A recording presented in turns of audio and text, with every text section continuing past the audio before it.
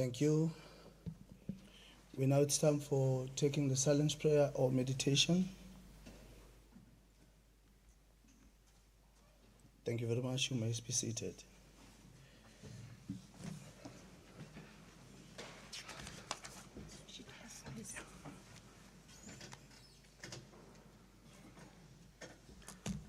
Thank you very much, honorable members. Just a reminder for honorable members that in terms of the rules and the time allocated for member statement is as follows. Each statement is 1.5 minutes allocated. Honorable MEC's responses to statement is 2 minutes and a maximum of 7. Statements are allowed under this rule. Are there any member statements? Honorable Squaqua. No, thanks very much, Honorable Speaker. The ANC would like to express its appreciation to the Department of Public Works, Roads and Transport under the stewardship of MEC Tomo on the reopening of the P171/1 road linking Christmasmere and Carolina. The road was temporarily closed after the structural failure of the corrugated culvert bridge, which posed safety risks to motorists and residents in the surrounding areas.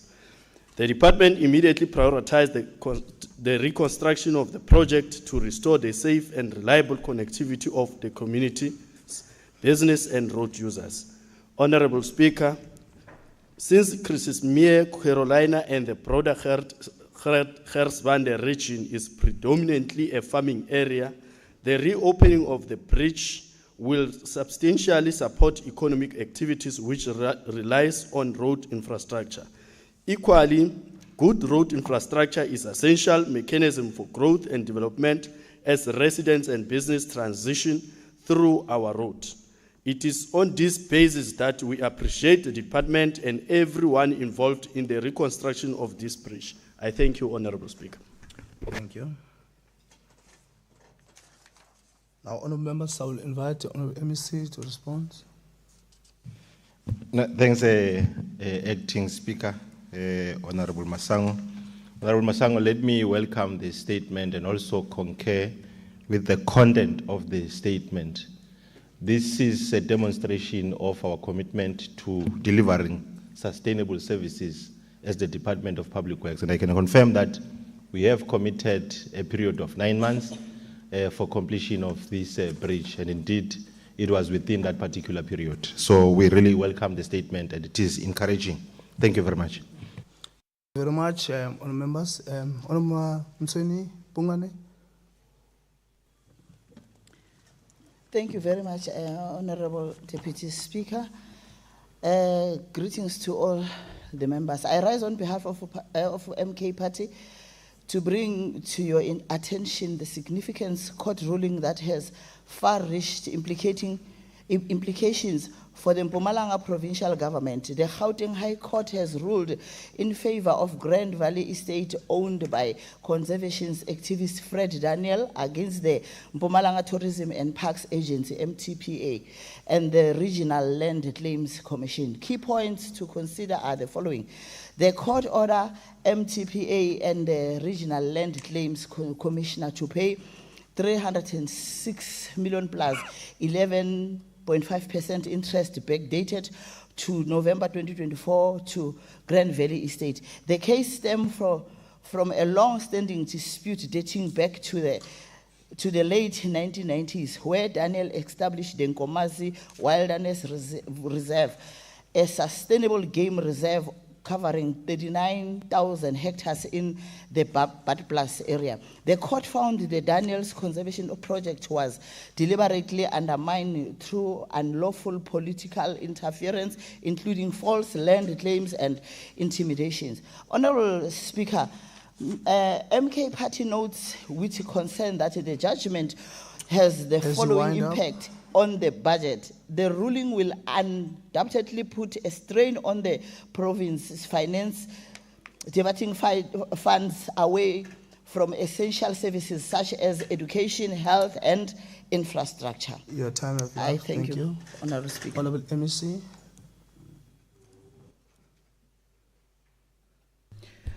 No, thank you very much, Honorable Deputy Speaker, for the opportunity. Indeed, one wants to acknowledge and take note of the statement as put forward by the Honorable Member. And safe to say, as a department working very closely with the provincial government, which is led by the Honorable Premier, we will study the outcome of the court ruling and its financial implications and legal implications thereof. So indeed, us is to just acknowledge the contents and also what needs to be done by the provincial government. Thank you so much. Thank you very much. Honorable Scaledi. Thank you, Honorable Acting Speaker. I rise on behalf of the Democratic Alliance to deliver a member statement. Over the past 5 months, law enforcement agencies have uncovered at least 2 clandestine drug laboratories hidden on rural farms in Standerton and Falkras, resulting in the arrest of 11 undocumented foreign nationals, including individuals from Mozambique and Mexico. These operations have yielded drug seizures valued at more than 400 million, highlighting worrying evidence of international criminal syndicates operating within our borders. Even more disturbing is that in July 2024, authorities discovered a military-style training base in White River, alarmingly close to this legislature. The full intentions of those behind this facility remains unknown, but such threats to public safety demand the utmost vigilance. To counter these growing risks, it is imperative that every municipality in Mpumalanga establishes and sustains an effective enterprise risk committee in compliance with the PFMA and accompanying Treasury regulations. These risk management structures play a vital role in proactively identifying, assessing, and mitigating dangers such as the operation of illicit drug labs, dangers that have already harmed the residents of Standerton and Falkras. We call for greater transparency and accountability from provincial authorities. There must be regular and public reporting by law enforcement and risk committees on tangible actions being taken to dismantle organized crime networks and protect communities from infiltration and exploitation. I thank you. Thank you. Honorable MEC.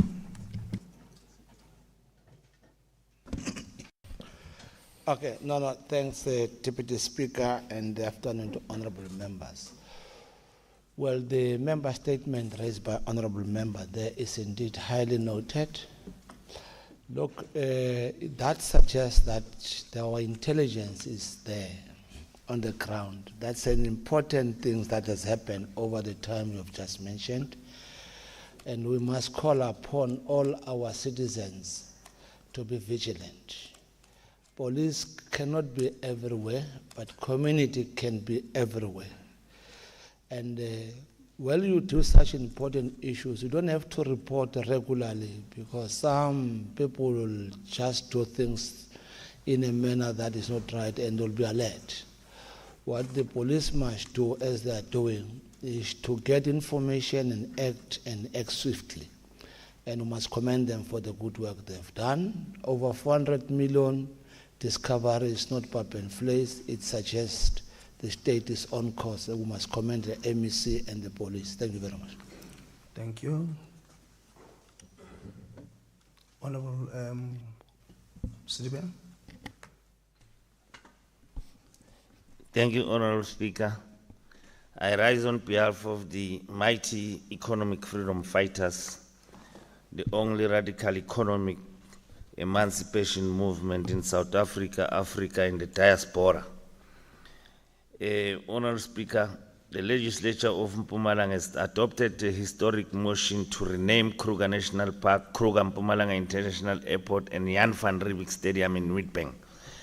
This marks a significant step in reclaiming our African heritage and affirming our identity in a manner that reflects the true history of our people. We call upon the MEC for Sports, Recreation, Arts and Culture to ensure full compliance with all legislative and procedural requirements governing the renaming process.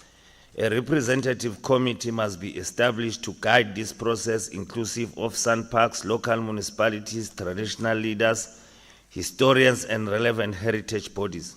This must be a consultative and transparent process grounded in public participation and historical accuracy. The renaming initiative is not an act of erasing history, but a deliberate effort to confront it, restoring dignity to those whose contribution was suppressed and ensuring our public spaces reflect our shared values as Africans.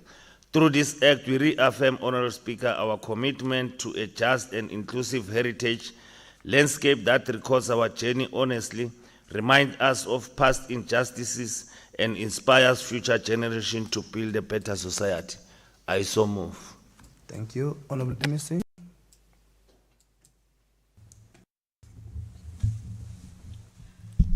Thank you very much, Deputy Speaker.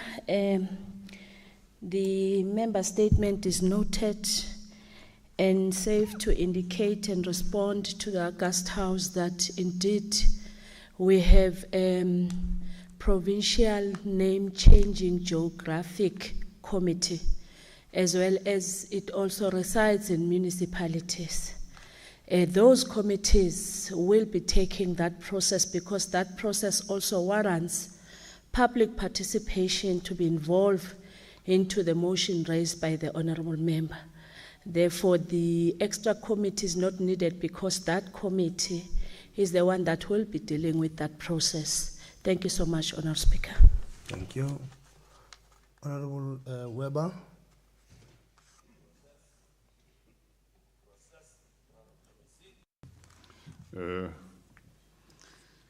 Honourable Speaker, I'm embarrassed by the fact that I've prepared a member statement which is in line with the member statement that has already been tabled this morning. And I'm at risk of being branded a person who follows an opposition party which is far removed from the principles that my party adheres to. It's about the Fred Daniels judgment, and I will rest my case to say that this judgment is a shameful reflection of Mpumalanga's leadership.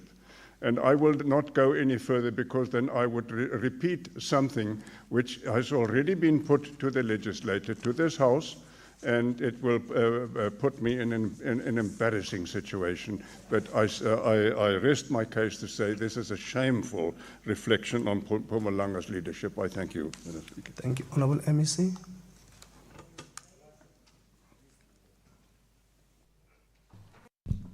Thank you once more, Honourable Deputy Speaker. Just an emphasis that indeed we are going to study the judgment, its legal and financial implications, and act accordingly as the provincial government. Thank you very much. Thank you very much. Honourable Masango. Thank you, Acting Speaker. Acting Speaker, I stand on behalf of the DA to deliver a statement. Honourable Speaker, the Brandon village, which was one of the beautiful houses, which was having beautiful houses, hostels, and the other buildings, is now being dilapidated. It's in a dilapidated state due to have a problem staying in those rooms. But they are also being charged for rental by some of the people, and they don't want to mention who are those people who are charging them. Gavan Begi, Honourable Speaker, is one of the municipalities that is bankrupt and is unable to collect revenue. This was an opportunity for them actually to use these buildings to collect revenue and make them as rental houses by converting to better houses. I hope the MEC will visit this place and make sure that it is done in a proper way. Thank you. Thank you. Is there any member statement? Yes, Honourable Ma'am. Honourable Fidel, sorry, Mama, sorry. Thank you, Honourable Speaker. Honourable Speaker, the ANC is deeply concerned with the disturbing spike of hijacking incidents. Sorry, Honourable Ma'am, sorry. My apology. The response from MEC. Oh. Yeah. The fact that I respect the elder, you know. No, thanks. Honourable MEC. Honourable Masango, don't say acting speaker next time. That's why I just jumped the question. Deputy Speaker. No. Thanks, Deputy Masango. Honourable Masango, I'm from that area subsidized, structure by the mines, and subsequently now we find the situation. Well, what we are doing now is to sell the property and in a marketable way, so that it's no longer gets rented, because it's going to be difficult to collect rent there, and people start to pay the services in actual services. And I think this is what we have done. For us to do that, first was to proclaim the area as a township establishment, that we have already completed the processes. So we are moving closer to assist the municipalities to keep that matter as it is. Otherwise, it's going to be really like old areas, like Abo in Emalahleni, those complex areas. But yes, the matter receives attention. Thank you very much, Honorable. Thank you, Mr. Honorable Mavimbela. Thank you, Honorable Deputy Speaker. The Deputy Speaker, the ANC is deeply concerned with the disturbing spike of car hijacking incidents in the Emalahleni local municipality. In the recent incident, a man was robbed his car whilst busy opening the gate by 4 men. It is alleged that one of the 4 men was armed. These incidents continue to traumatize our people, and we consider this as a violation of their constitutional rights, freedom of movement, etc. Honorable Speaker, as the ANC, we believe that abating such incidents should be a collective effort, and we want to caution our people to stay aware of their surroundings, keep vehicles locked and windows always closed, and must never leave their vehicles unlocked. Even if stepping away momentarily, they must avoid stopping in a remote or properly populated area. We equally urge SAPS to intensify its efforts to fight car hijacking through collaborative means, and that communities need to play their part as well. I thank you. Thank you. Honorable MSA. Well, no, thanks, Honorable Speaker. The motion, at some point I was a little get confused. The spikes, I think there's crime that is happening, and we are aware of this crime that is happening. We are aware that the departments that include the Central and the N4 are responding that there are a number of cameras that are to be installed across the N4s so that we can try to reduce the spike. But on the issue of someone coming into home gets hijacked, in our last MINMEC, we have discussed, so say, how do we start to put even the township cameras, like it's happened in Johannesburg and city of Johannesburg, so that we can able to manage these issues there. Because crime, of course, because of unemployment, etc., it creates this crime, and it's quite shocking, correctly said. But we must as well run a campaign, which is responsibility of all of us, a neighborhood campaign. Because other incidents, as they happen, the neighbors can look and keep quiet, instead of assisting and making sure that we assist the individual and the police. But yes, this matter requires all of us to respond. It's not an easy matter. Thank you very much, Speaker.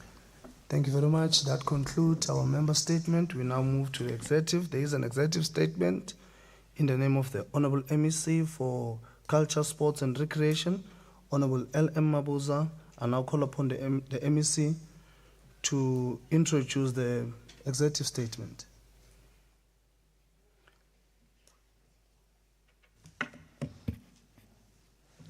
Thank you, Honourable Speaker, for your indulgence. Let me take this opportunity to greet all the members in the guest house, the leader of government. Honourable Speaker, we have just celebrated our 2025 Heritage Month under the theme, Our Heritage Institution, Reimagine a Democratic South Africa.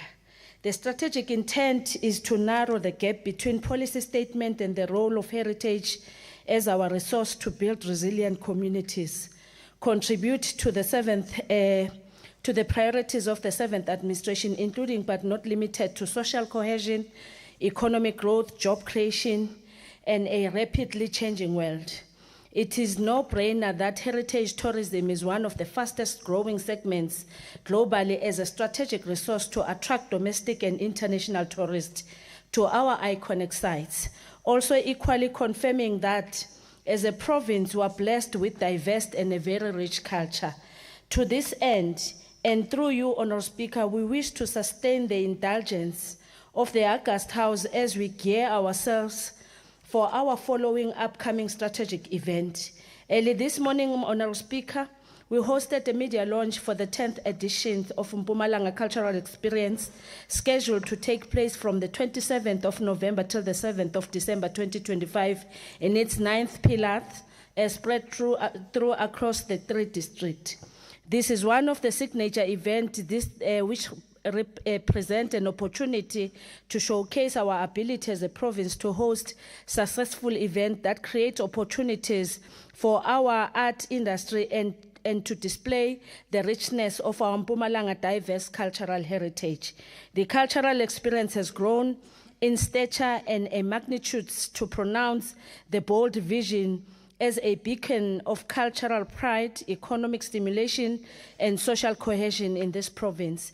This event has created an opportunity for artists, entrepreneurs, as well as small business while boosting our tourism industry and shining the spotlight of Mpumalanga province as a destination of choice. Honourable Speaker, these pillars include but not limited to traditional experience, Kasi experience, choral experience, as well as marathon experience and many more activities. Let me also remind this August House that land is the center never for our ancestral inheritance. This heritage talks about what is on the surface, above the surface, and beneath it. The mineral beneath the surface of our ancestral land are part of our socio-economic inheritance, namely diamond, platinum, gold, coal, and many more. It is in this context, Honourable Speaker, that we celebrate the 28th National Gold Penning Championship from the 8th of November, from the 8th to the 11th of October 2025 at Pilgrim Rest, which is one of the most iconic heritage and tourism sites in the Mpumalanga province. The gold panning sport is not just about seeking gold in the pans, but is about celebrating gold mineral as part of the heritage in found many parts of our countries, including Pilgrim Rest. The cherry on top, Honourable Speaker, is that Mpumalanga province will be hosting a decisive Bafana World Cup qualifying encounter with Rwanda on Tuesday, the 14th of October, as indicated. The economic spin-off of hosting games of this magnitude are immense. Speaker, on the 14th of November, the department will be co-hosting with other stakeholders, international acclaimed Gogo Esther, Dr. Esther Nostokane Mahlangu, her 90th celebration of her birthday, to honor her bold, large-scale, contemporary, colorful paintings, as well as inspired by the Ndebele heritage.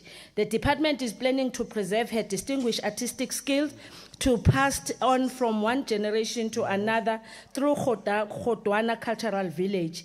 As part of our vision and discourse to reimagine the heritage, we are partnering with various stakeholders, including private sector, to turn around Khodwana Cultural Village, not to depict evolution of Ndebele nation, but to make more Khodwana a R875 road as a vibrant heritage economic corridor.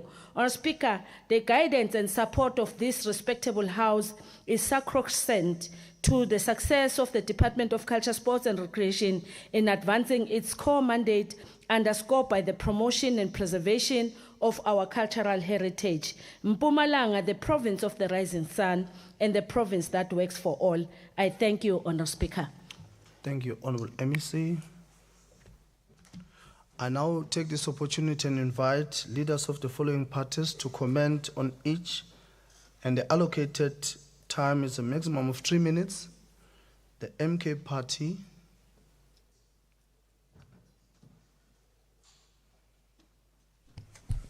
Thank you very much, Deputy Speaker. Allow me to appreciate the executive statement presented by the Honourable MEC for Culture, Sports and Recreation, Umamuleya Mabuza. Indeed, the department's intent to elevate cultural identity social cohesion, and economic growth through arts and heritage is commendable. However, as Umkhonto weSizwe, it is our duty to move beyond ceremonial appreciation and interrogate the impact, sustainability, and inclusivity in these initiatives. On cultural heritage and community empowerment, Honorable Deputy Speaker, the MEC statement speaks to reimagining heritage institutions and promoting resilient communities. Yet the reality in many rural and our township areas in Mpumalanga tells a different story. Our heritage sites from Barberton to Pilgrim's Rest remain undeveloped, poorly maintained, and inaccessible to ordinary citizens. We must ask ourselves, who truly benefits from these so-called signature events? Are the artists and cultural practitioners from our local villages getting equitable access, or we are continuing to recycle a few well-connected individuals and service providers? On the Mpumalanga cultural experience, Deputy Speaker, while the 10th Mpumalanga edition cultural experience it's celebrated as a provincial milestone, we must question its return on investment. How much was it spent in the last edition? How many permanent jobs were created? What measures to ensure that small businesses, especially youth and women, have gained something from this initiative? On the heritage as an economic resources, the MEC rightfully reminded us that the land is the center nerve of our ancestral inheritance. Honorable Deputy Speaker, it's an important statement by the MEC, but it must also go beyond symbolism. The minerals beneath the soil, being your gold, coal, platinum, remains largely in the hands of foreign companies, while our heritage communities continue to live in poverty. Let us not celebrate the gold penning championships at Pilgrim's Rest, while the very descendants of the original gold diggers remain landless, unemployed, and impoverished. You wrap up, member. As I wrap up, Honorable Speaker, on sports, youth, and development, Honorable Speaker, the hosting of Bafana Bafana World Cup qualifier is welcomed, and siyawafuna lama tikiti nathi sibe khona le kuma VIP. But we must also make sure that our communities your time is exhausted. Involved. Thank you. Thank you. EFF.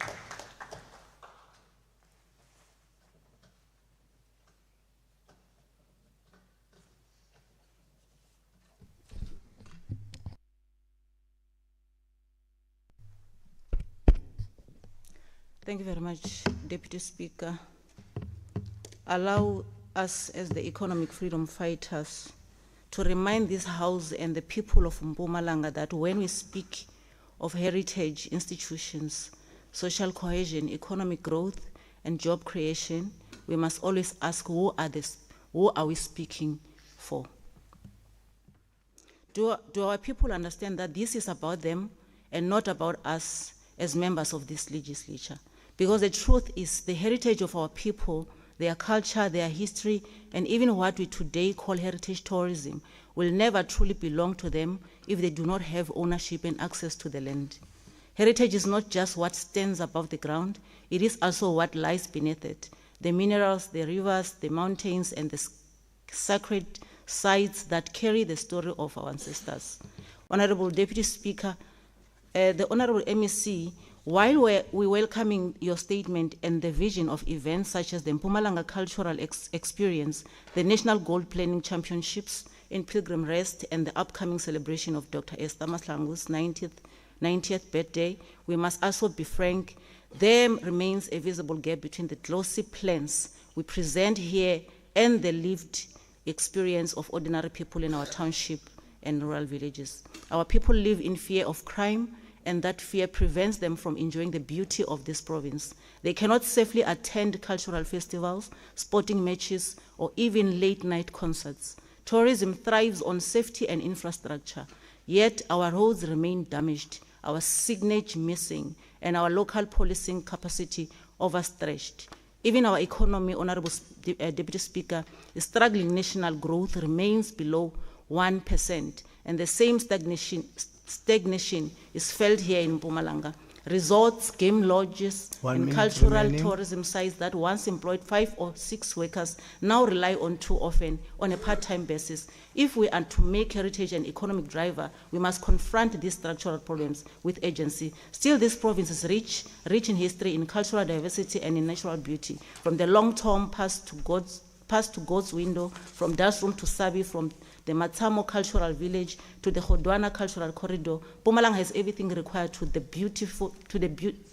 be the beating cultural heart of South Africa. Our choral festivals, marathon experiences, Kasi experience events, and traditional dance showcases should not only celebrate who we are, but also put food on the table of artists, caterers, and small business owners. Honorable Deputy Speaker, we therefore call on the department to strengthen its collaboration with municipalities and SAPS to ensure community safety at all major events, improve road and signage infrastructure leading to key tourism and cultural sites, build administrative capacity for the timely processing of business and event licenses. And Honorable MEC, in your executive statement, you forgot to tell us the number of the people who benefited from those that you have mentioned. Democratic Alliance.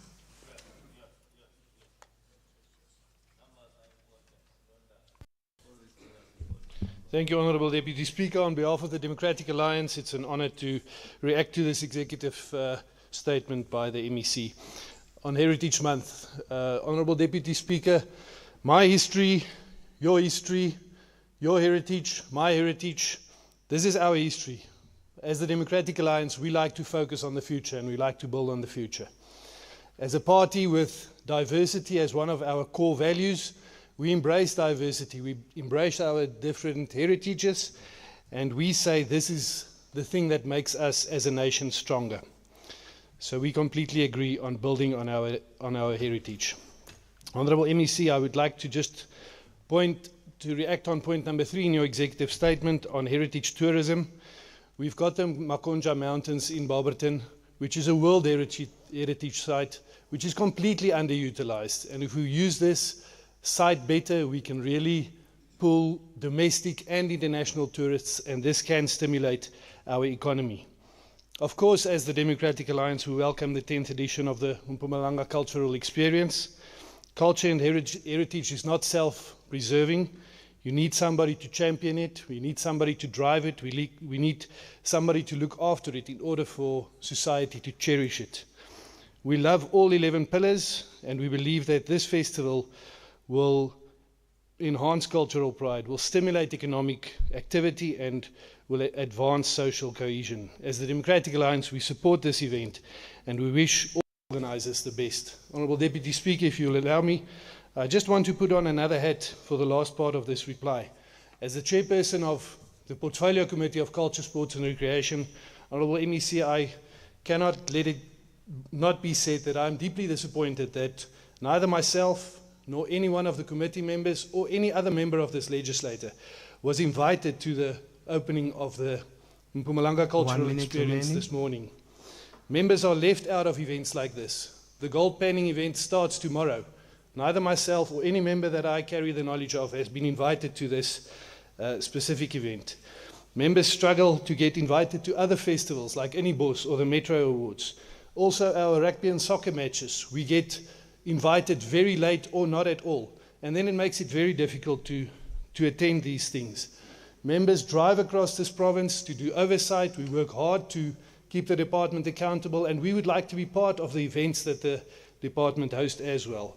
I would like to call on you, MEC, to make sure that there's proper planning for members. Everybody doesn't need to go to every event, but let's have a proper strategy where members are invited early enough so that they can plan their things and attend these events that the department hosts. I thank you, Deputy Speaker. Thank you. Freedom Front Plus.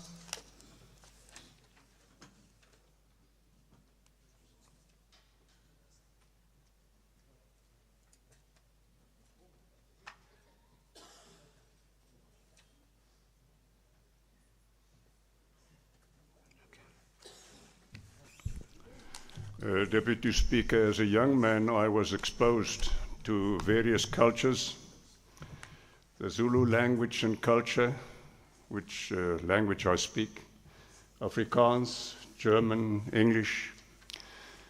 All these heritages are valuable, and I want to embrace everything. But I have great difficulty to participate in this debate, and I don't want to be offensive. To say that minerals in itself, the mineral, has anything to do with heritage is, in my terms, so far removed from reality that I almost can't participate in this debate. The activities around that is heritage, and that has not been addressed. Deputy Speaker, let's discuss our heritage. Let's celebrate it, but let's keep to reality. I thank you. Thank you. The African National Congress.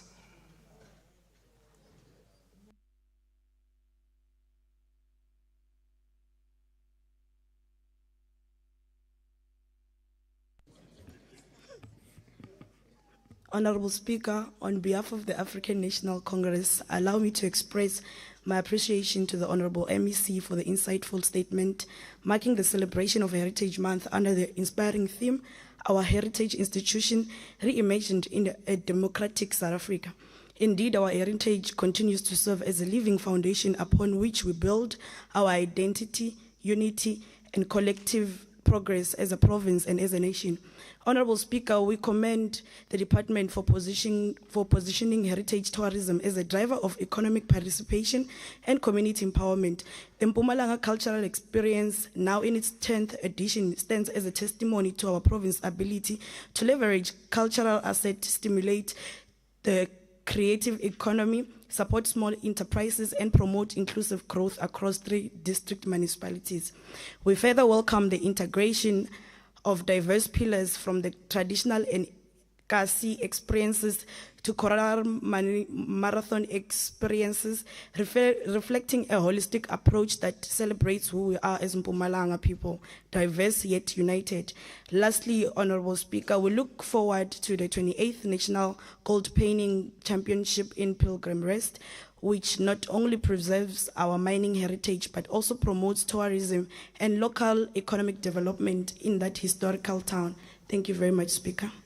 Thank you. Thank you, honorable members. That concludes our executive statement. Now we move to motions without notice. Yeah, okay, Honorable Sango. No, Chair, I'm just laughing. I understand we wanted to debate, but we didn't want to debate to waste time. But let's not misuse Section 93A as if we are making a statement from the executive when it is not actually a debate. Okay, it's okay. We are moving, honorable members, a motion without notice. Honorable Mwela. Thank you, Honorable Speaker. I pledge to move a motion without notice on behalf of the African National Congress to extend our revolutionary congratulations to both ANC Gert and Kangala region for successfully convening and executing their 9th executive conferences. Noting the fact that this is a milestone, reflects the unity, discipline, and collective commitment of the movement in strengthening internal democracy and renewing the mandate to lead our people. The successful hosting of these important conferences is a clear demonstration of both regions' capacity to rise to the occasion, reaffirming, of course, the ANC position as the leader of the society.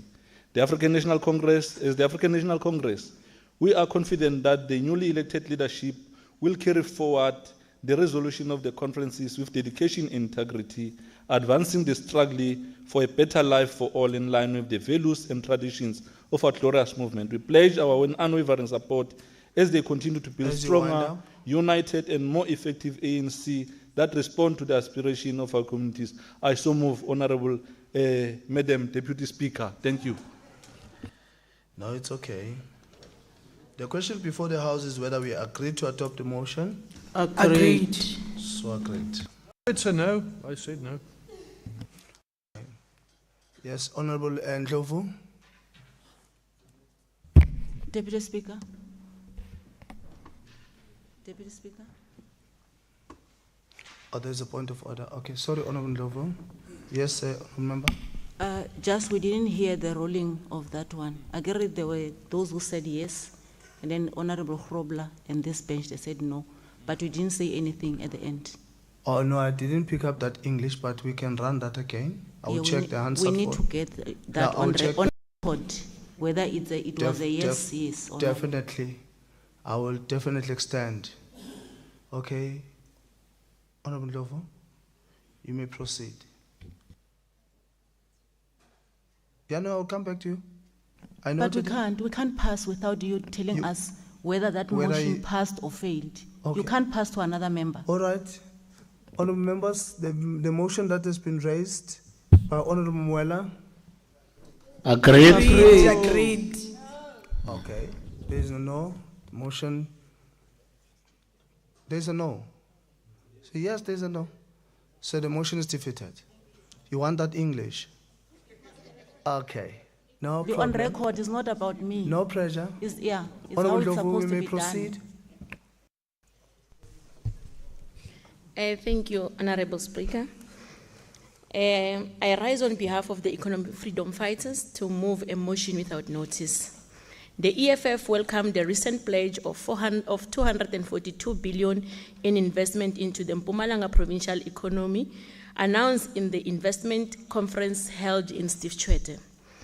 These investments are not just numbers on paper. They are a critical tool in addressing the deep-rooted historic underdevelopment, high unemployment rates, a severe infrastructure blockage that continue to plague our province, particularly in rural and marginalized communities. Bushbuck Ridge, Honorable Speaker, remain one of the most neglected sub-regions in the province. The people of Bushbuck Ridge continue to suffer from deep poverty, youth unemployment, service delivery failure, and the absence of even the most basic infrastructure. This is not a matter of perception. It is a live reality for thousands of our people.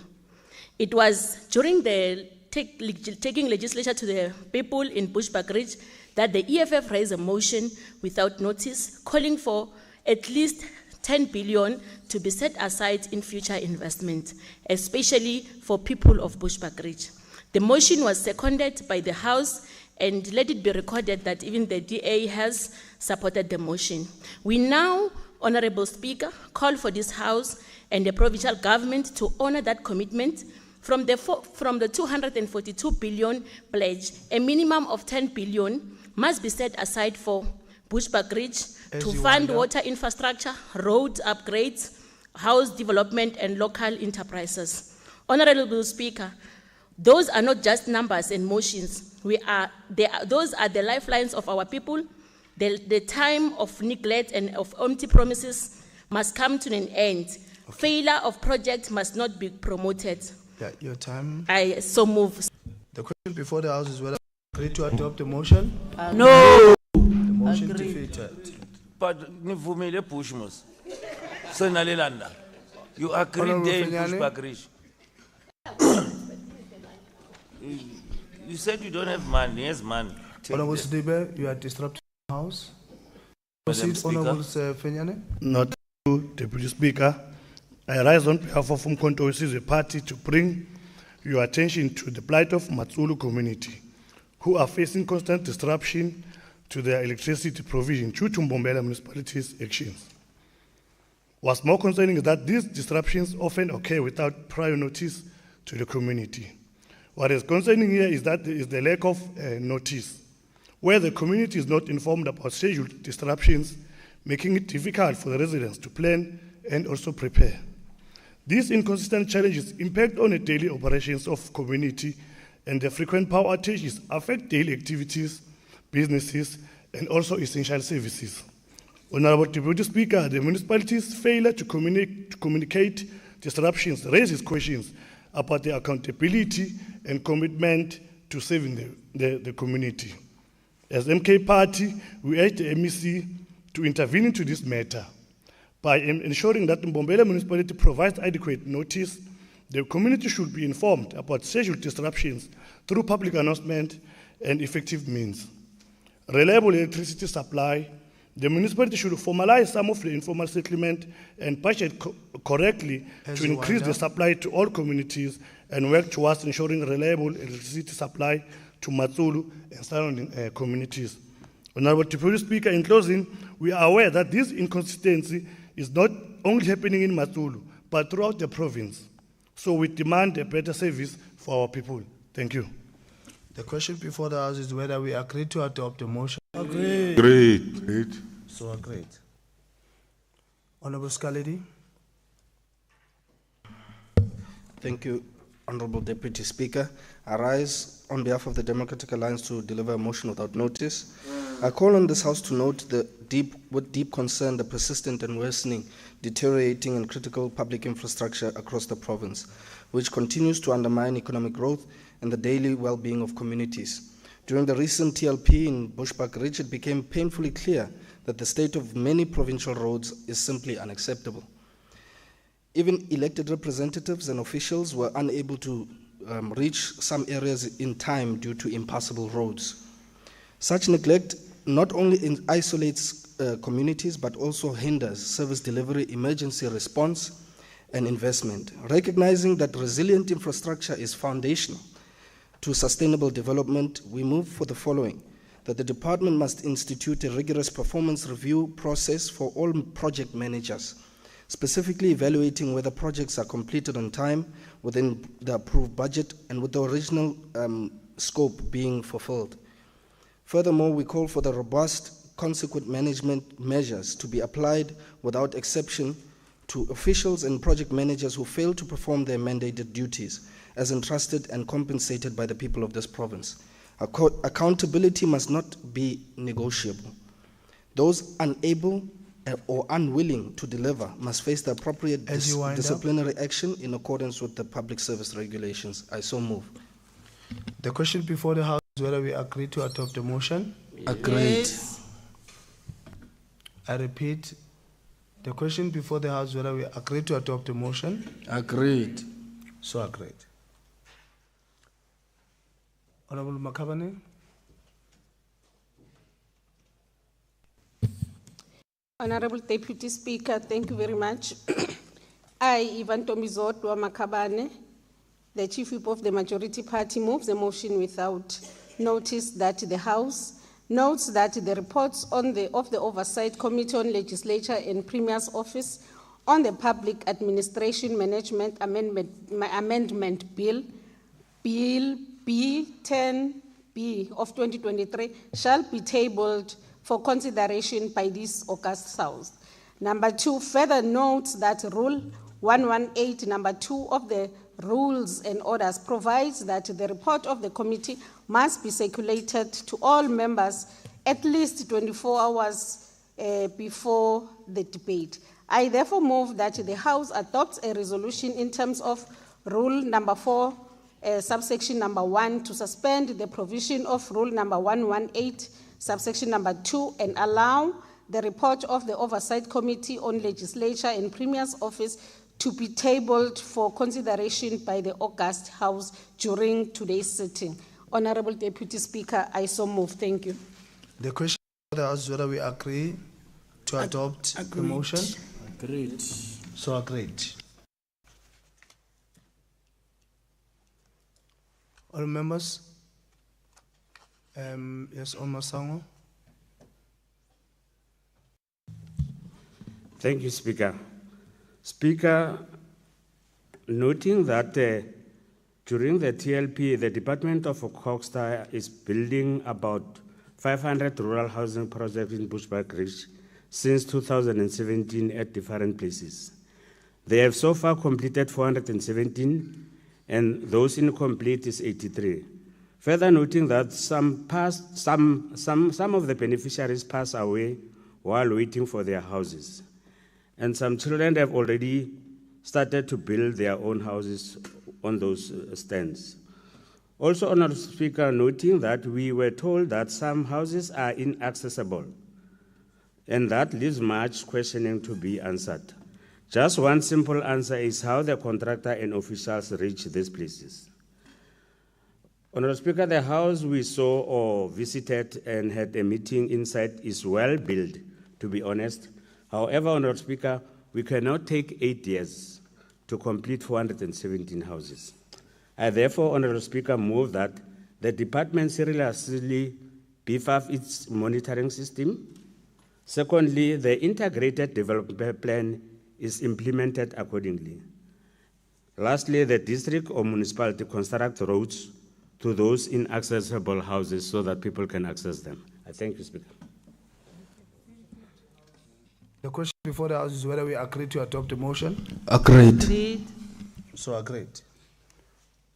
Honorable Nkosi.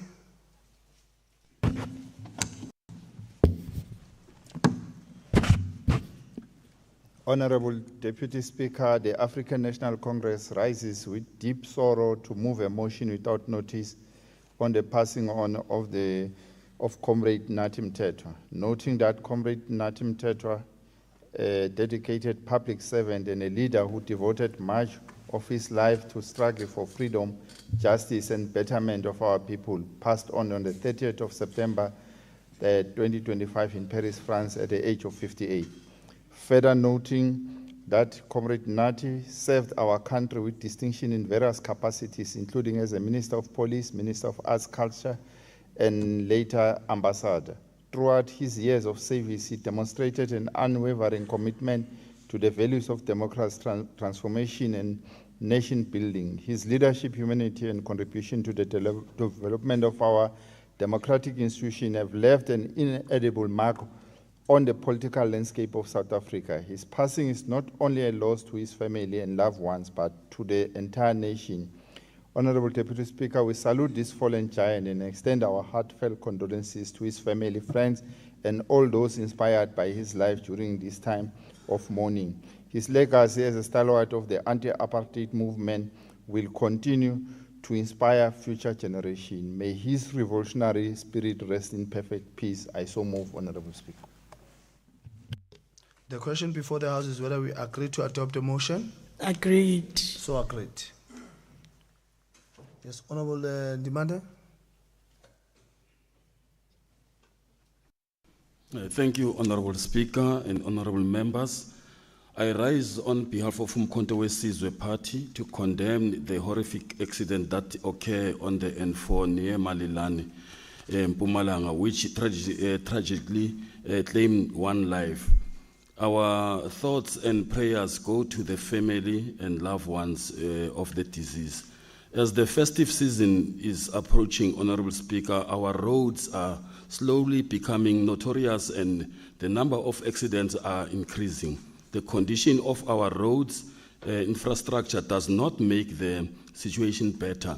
The accident in question occurred on the N4 road near Malelane, Mpumalanga on September 27, 2025. Honorable Speaker, it is so sad that one person lost their life, and we believe that the emergency service will investigate the causes of the accident and provide a report thereof.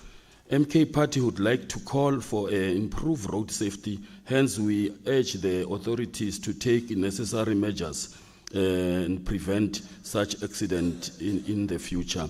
We also want to send our condolences to the bereaved family, and we believe support for the affected families was offered during their difficult times. As I'm closing, Deputy Speaker, MK Party requires that we all stand together to condemn this senseless loss of life and work towards creating a safety environment for all road users. I so move. Thank you. Now the question before the House whether we agree to adopt the motion. Agreed. So agreed. That concludes our motion without notice and notices of motion. Honorable Sidibe. Thank you very much, Honorable Deputy Speaker. Noting that the Auditor General South Africa released a spine-shocking audit report for the 2024-2025 financial year, starting from the 1st of March 2024, ending on the 1st August 2025. According to the Auditor General, Mpumalanga province is the worst regressed province out of all the 9 provinces in the country. The closing balance of the irregular expenditure moved from 11.1 billion in the previous financial year to 10 billion to the current financial year. On material irregularities, the AG reported 20 immaterial irregularities amounting to 562 million rand of financial losses, and out of the 20 material irregularities, only 9 were resolved, which led to financial recovery of 16.3 million, which is a drop in the ocean compared to the 562 million rand lost. Honorable Deputy Speaker, I therefore, in light of the few that I've mentioned and many more raised by the AG in his audit finding, move that the House in its next sitting debate the need to effect arrest on all transgressors in the departments that are implicated in these irregular expenditures or unwanted expenditures. Headmaster role, Deputy Speaker, I so move. The motion is noted and it will be dealt accordingly. Is there any notices of motion? In an absence of any, we move to formal motions, and I'm informed that there are no formal motions. I now call upon the order of the day to call the Secretary to read the first order of the day. Order number 1, questions for oral reply to the honorable members of the Executive Council. Thank you. Honorable, order number 56, a question from MK Party to MEC of Education. It's now replaced by Honorable Ilukele. He's standing on behalf of Honorable Ndimande. Honorable MEC.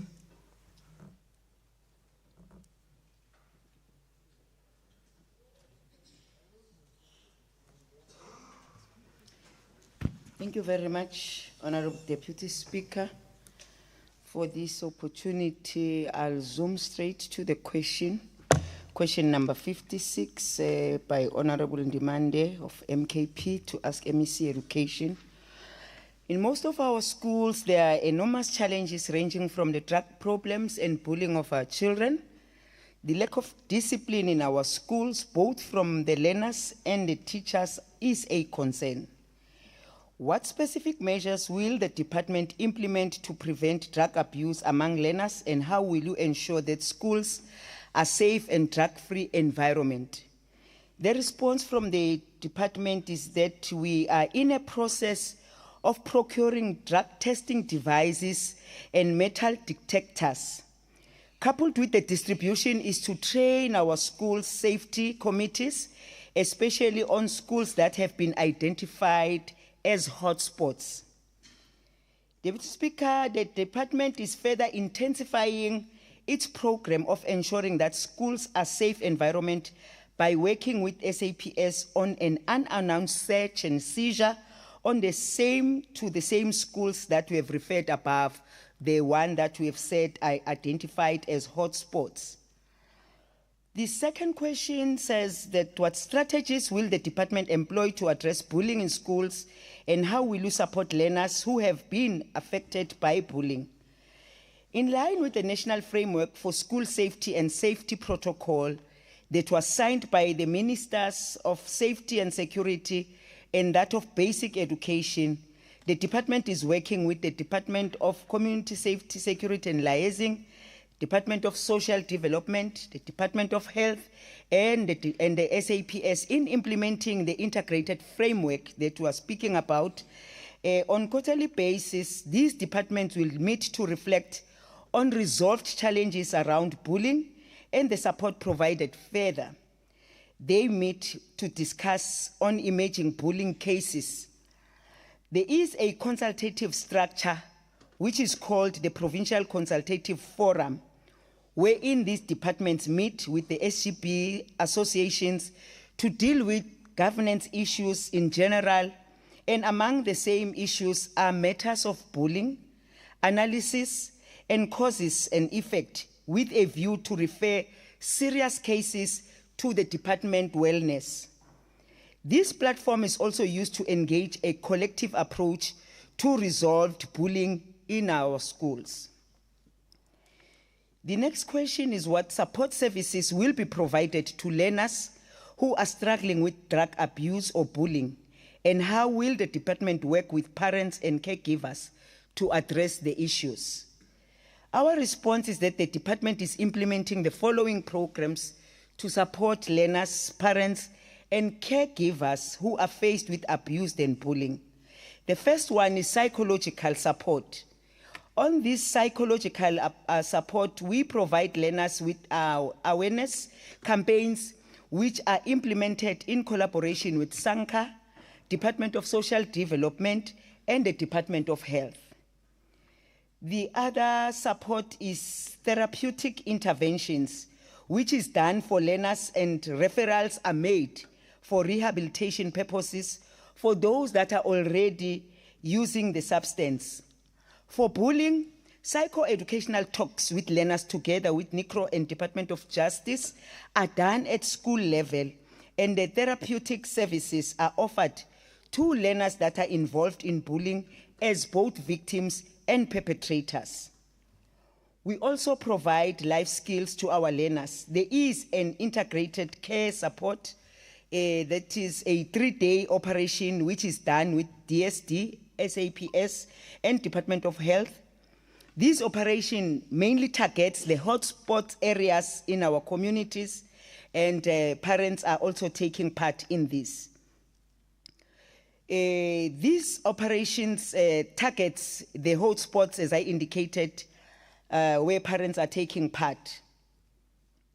Another program is a peer education, which is aimed at training a group of learners as peer educators, because we believe that when peers are teaching each other, it becomes, easier for them to understand.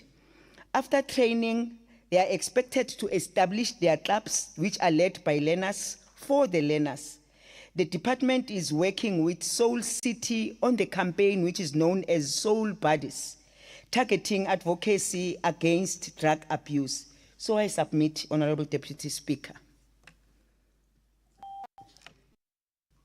Thank you, Honorable MEC. Now it's an opportunity for a follow-up question. Honorable Ndimande. Thank you, Honorable Speaker, and thank you, MEC, for the reply. I just have one question concerning the involvement of the learners to other sporting activities, because these learners are involved in drugs and bullying because there is a lack of sporting activities and other cultural activities. If you can just put me clearly that how are you going to maybe to introduce, because most of these schools, they don't have sports and culture activities. How can you help these learners maybe to be involved fully in sporting activities and other cultural activities? Thank you. Honorable MEC. Thank you very much, Honorable Ndimande. Just to put you at ease, the Department of Education and that of Sports, Culture and Recreation have, signed a memorandum of understanding that we need to ensure that in our schools, we are now putting back sporting activities as part of their curriculum to make sure that there's activities that are taking place, that what we used to do when we were ourselves, we were learners at some point in time. So we hope and believe that memorandum of understanding is going to assist our learners to be more active on sporting as well as on cultural activities. Thank you very much. Thank you. Yes, Honorable Weber. Thank you, Honorable Speaker. Honorable MEC, thank you for your answers. I want to make a follow-up question regarding the bullying. In the beginning of this year, this August House has accepted a motion where the department will assist all the schools, SGBs, to have an anti-bullying policy as well as a box where the learners can anonymously put their bullies or their problems or everything in the school. How far is the department with that? Because in line of this question, Honourable Speaker, we visited a school and did oversight, and I will name the school's name, it's Lovehouse High School. They did this, and their bullying stopped with 3/4 of it, and they were seriously in trouble with bullying. So my question is, how far are you with implementing that? Thank you. Okay. Thank you very much, Honorable Weber, for that question. Where I am standing right now, I cannot give a very clear and an honest answer. If I can be given an opportunity to go and make sure and verify as to how far we've gone through that particular process and give that particular feedback in writing. Thank you, Honourable MEC. Honourable MEC, you may take on the stage. We now move to, that concludes our question on number 56. We move to question number 57, Honourable T.L. Muela of the ANC to ask the MEC of Public Works, Roads and Transport. Honourable MEC.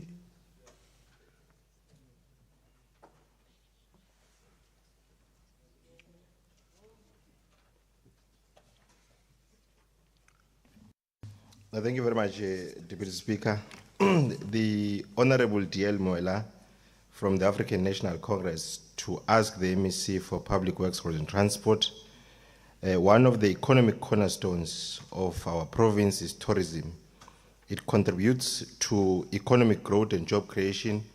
Tourism infrastructure is multifaceted, and one of the key infrastructure roads, especially the corridors that leads to the most tourist areas, our province, and as such, they have to be refurbished. And the question reads, in the respect of the above, can the MEC briefly reflect on the number of tourism corridors or roads that have been prioritized for refurbishment? And our response is as follows.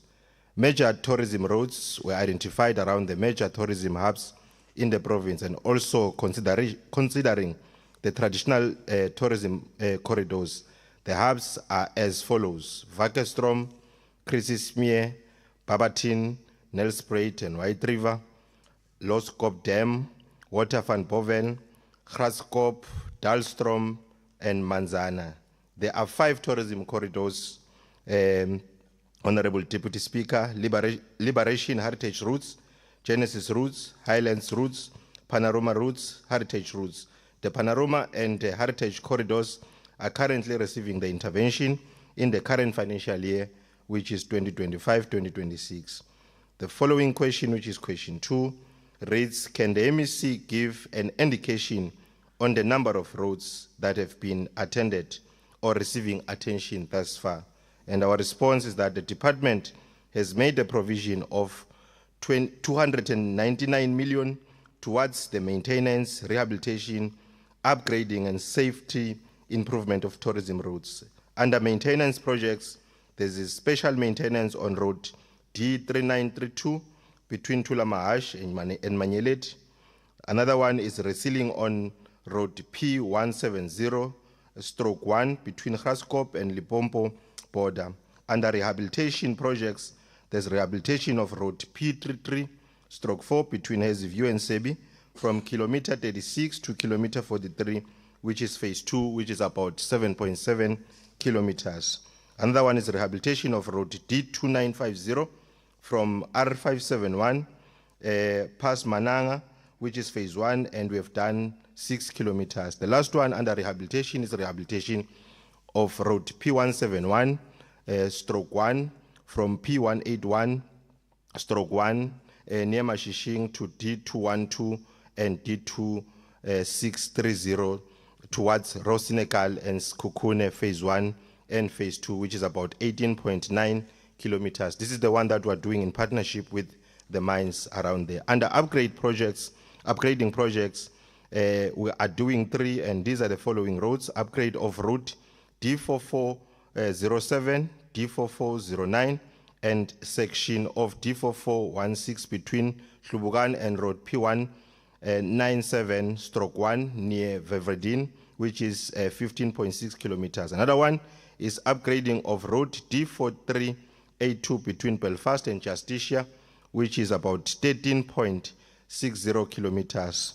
Another one, which is the last one, is upgrade of road D481 Mpumalanga to Manar between Mooiplaas and Egulinden, which is 7.2 kilometers.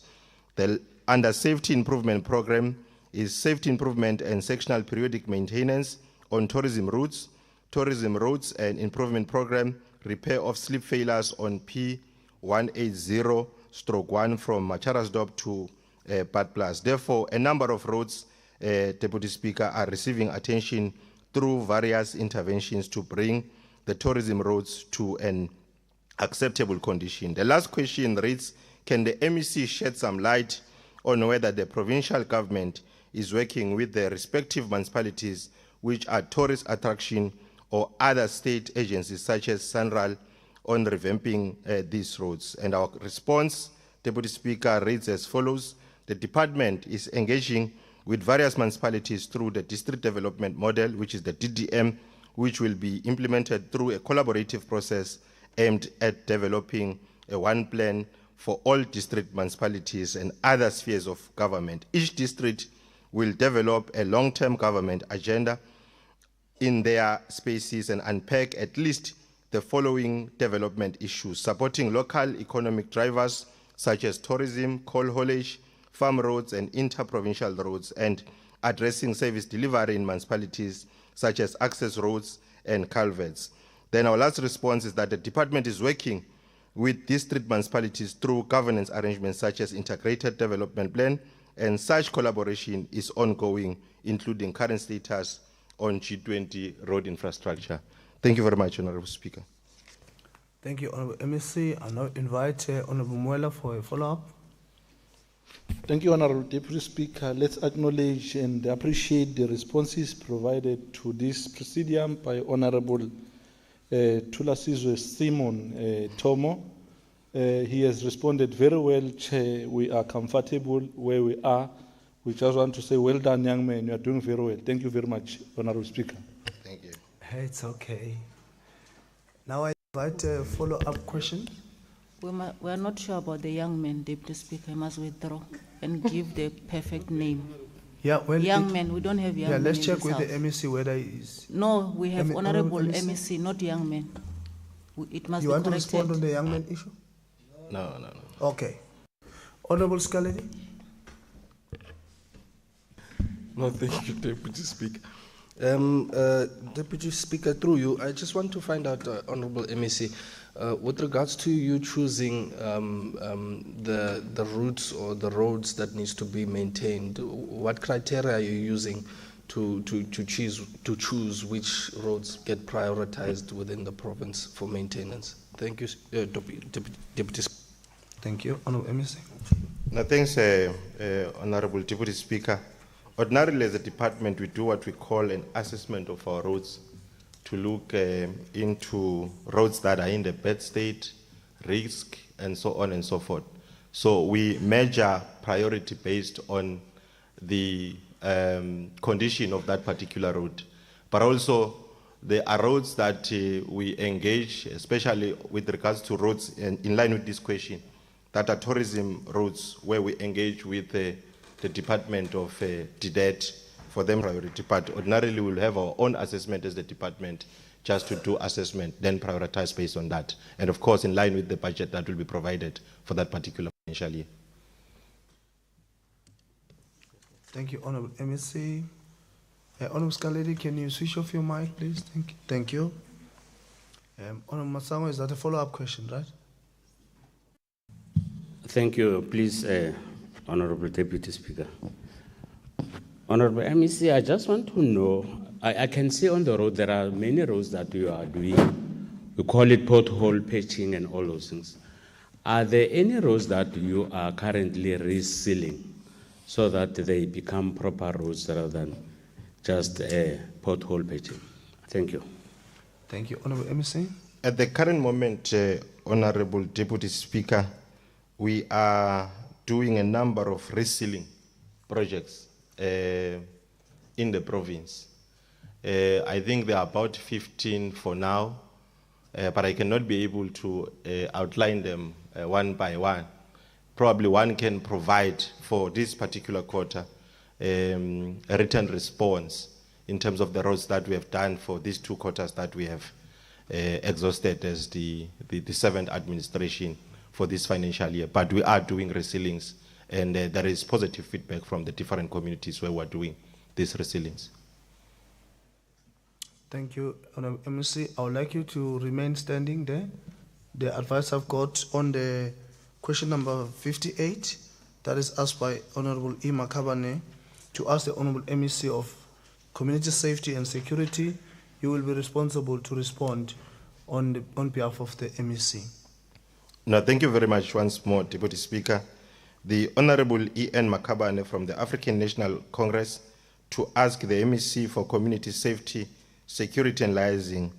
Gender-based violence and femicide is a phenomenon that is deeply rooted on gender inequality and continues to be one of the most notable human rights violations within our society. And the question reads, can the Honorable MEC shed some light on the role that the department and government are playing to curb the scourge of gender-based violence and femicide? And the department's response reads as follows. The department has conducted and developed and is monitoring the implementation of the integrated plan on gender-based violence and femicide.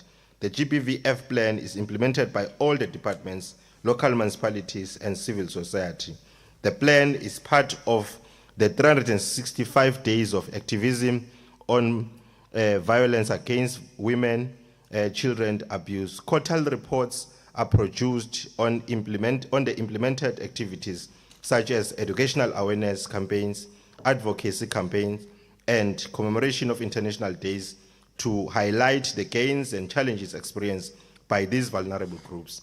SAPS and DCSL has developed the 90 days plan against GBV to stabilize and reduce the prevalence of gender-based violence and femicide across the province through the intensified policing, victim support, community engagement, and multi-stakeholder collaboration during the critical 90-day intervention. The second question reads, what is the intersectoral strategies employed to ensure that whether is being done to deal with the gender-based violence yield positive results, especially at community level? The response by the department is that the National Strategic Plan on Gender-Based Violence and Integrated Crime and Violence Prevention Strategy are implemented to deal with gender-based violence and femicide. These national frameworks have been customized to prevailing conditions in the province so that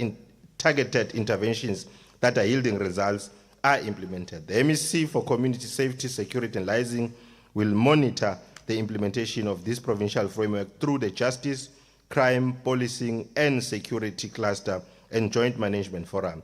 The Department of Community Safety is conducting the court watching brief where court dockets, especially on gender-based violence and femicide, are analyzed for the reasons that led them to stack off from the role.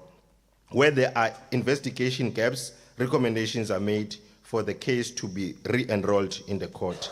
The third question, does government on the department conduct an impact assessment of such programs or interventions to deal with the scourge of gender-based violence? And the answer to that, there are no evaluation conducted yet on the efficacy of the program or interventions to deal with the scourge of gender-based violence. The department will, in the near future, conduct evaluation to ensure that the interventions are evidence-based. Thank you very much, Deputy Speaker.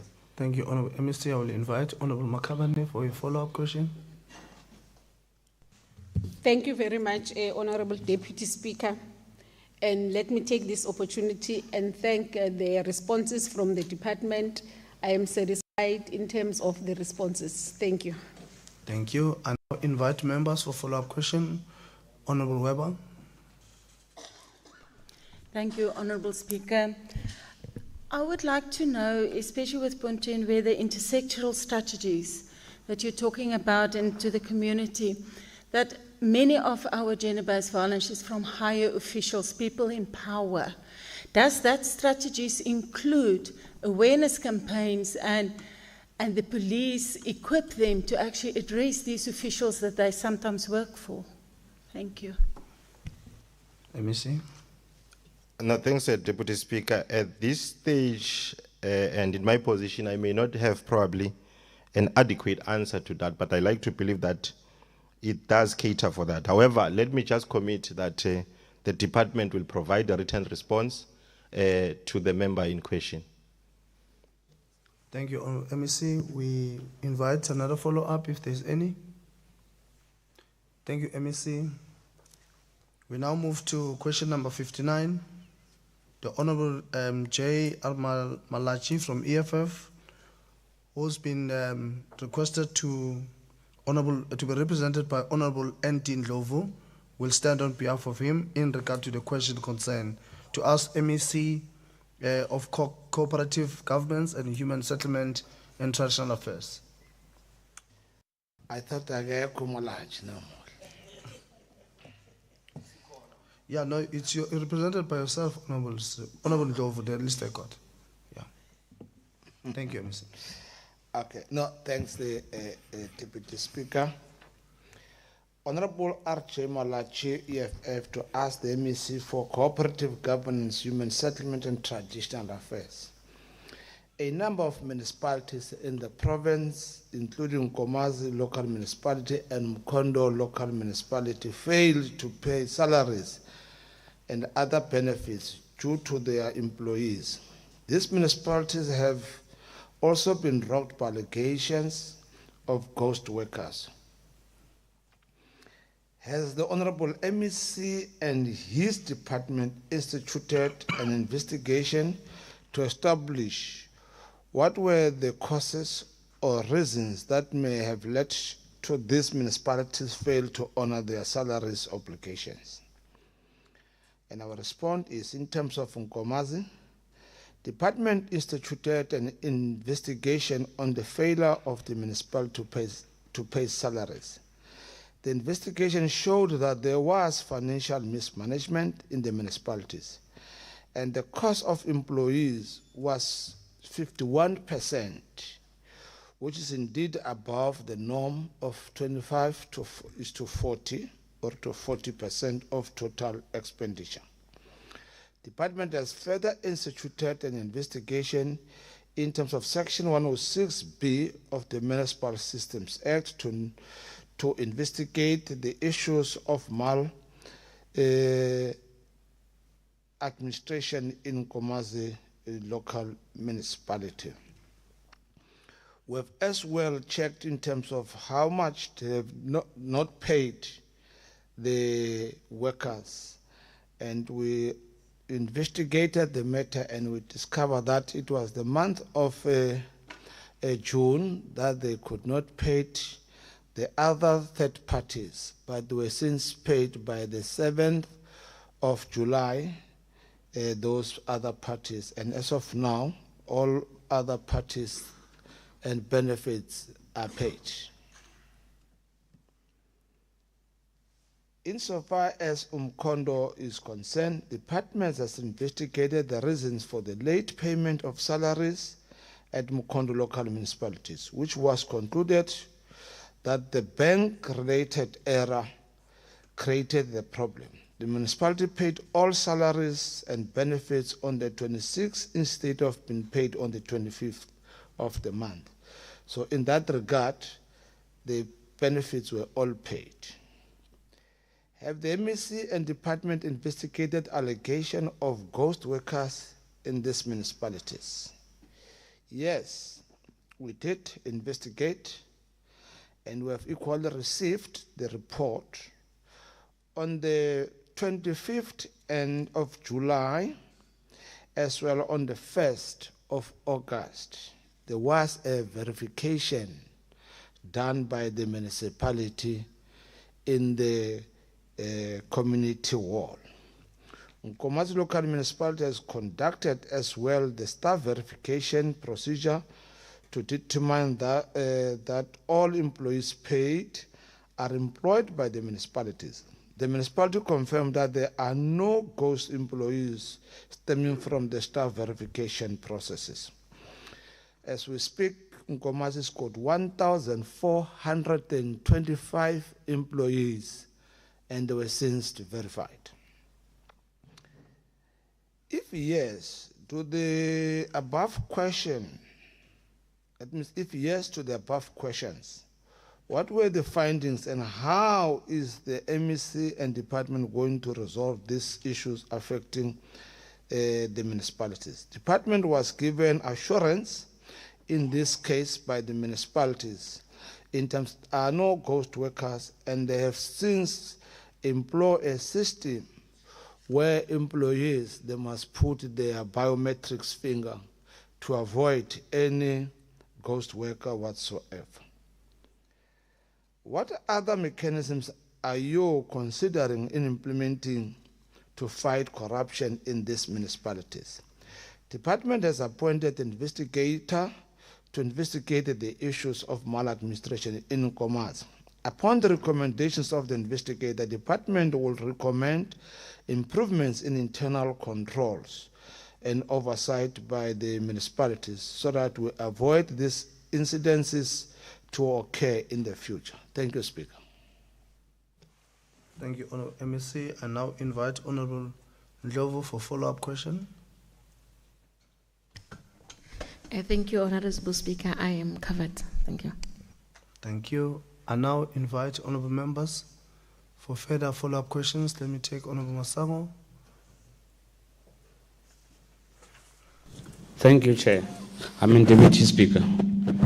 Honourable MEC, I just want to find out if would you extend this to other municipalities, because it is not only about the ghost workers, but it goes further than to EPWP workers, which got signed with the municipality, but the salary goes to one person. Thank you, Honourable MEC. Well, indeed, if so need, and that information as presented by Honourable Masango, we should do that, and I don't think it's any difficulty to do that. Remember, we must do our best to keep corruption and make sure that we save public's, pairs, so we can do that. Thank you very much. Thank you. A follow-up question, Honourable Siwe. Thank you, Deputy Speaker. Well, Honourable MEC, in the interventions that you made in Nkomazi municipality, one was that you asked the municipal manager to resign, or he resigned, and you replaced him with another person who acted as a municipal manager, but was not or didn't undergo the processes of interviews, or the post was shortlisted and so forth. What informed that, and how far are you in terms of ensuring that that post is filled, that vacant post of the MM is filled? And how long is that arrangement going to last of the acting MM? Thank you. Honourable MEC. Well, thanks, Honourable Speaker, Deputy Speaker. Indeed, the MM then resigned, and immediately Council considered the matter and requested departments to second and the acting municipal manager in terms of the act, and we have since done so. Now, as we speak, the post is on advert, because we can only fill the vacancy for a period of 2 years. I am not too sure if it will be able to attract any person, because we can't fill for a period of 5 years, because the current councillors, their term of office is coming to an end next year. So they can't commit more than that. The Act only allows them for only 1 year beyond their term, and that's exactly what we are doing. So we'll have to wait and see if we'll attract capable people for the advertised post, because the period is mentioned as 2 years. Thank you. Thank you, Honourable MEC. That concludes your questions. We now move to question number 60. Honorable B. Grobler from DA to ask the MEC for health. Honorable Manzini.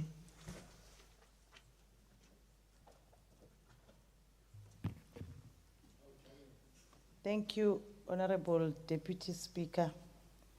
Greetings to honorable members. The question from Honorable B. Grobler with regard to the significant and ongoing concern is the numerous high-profile security breaches, armed attacks on public health facilities in the province with threat to healthcare workers and patients. Can the Honorable MEC please indicate the following?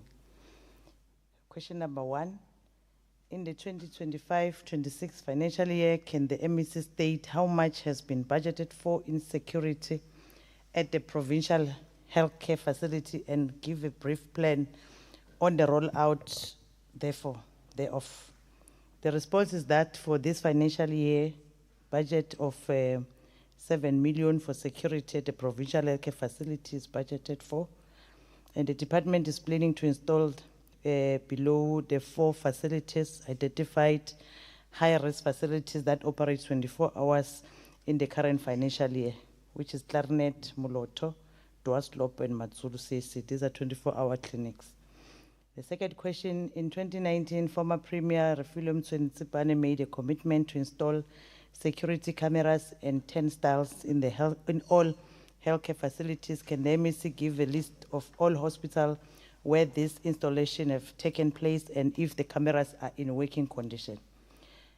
The following hospital and community response is that the following hospital and community care centers have been installed with security cameras and turnstile, and the serviceability condition is indicated next to each facility. The list is long. I don't know whether I must go through all the list, Honorable Deputy Speaker. This Lebogang, CSC, Mayflower, Sipho Sensimbi, Waterfall, Africa, Temba Hospital, Buga, Wheatbank, Kwamhlanga, Benny Samuel Hospital, Piet Retief, Babaton, Mpumalanga, Pola, Mbalenhle, Ferrere, Emelo, Msogwaba, and Nelspruit in Ehlanzeni district.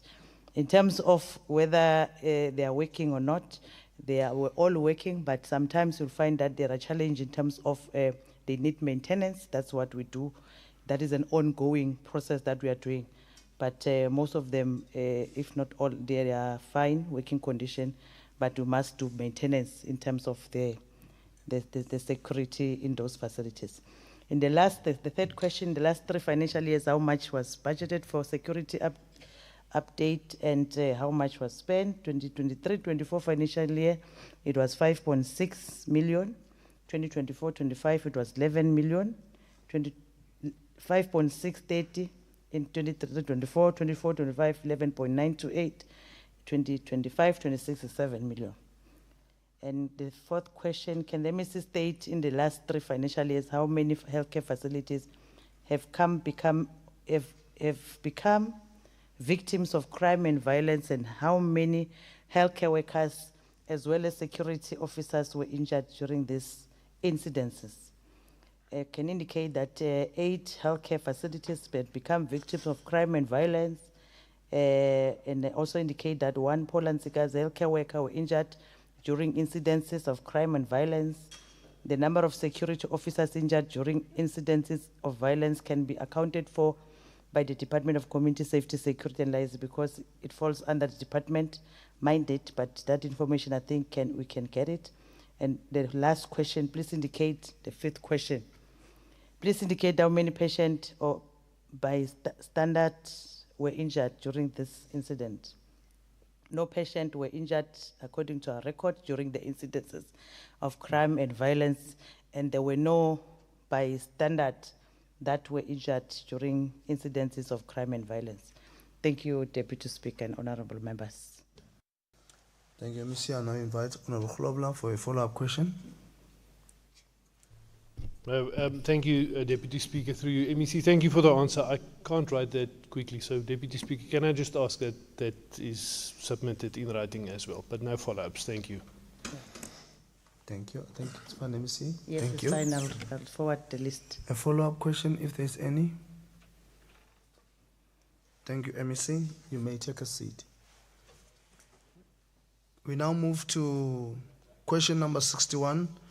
Honorable W.L. Welber to ask the MEC of Education.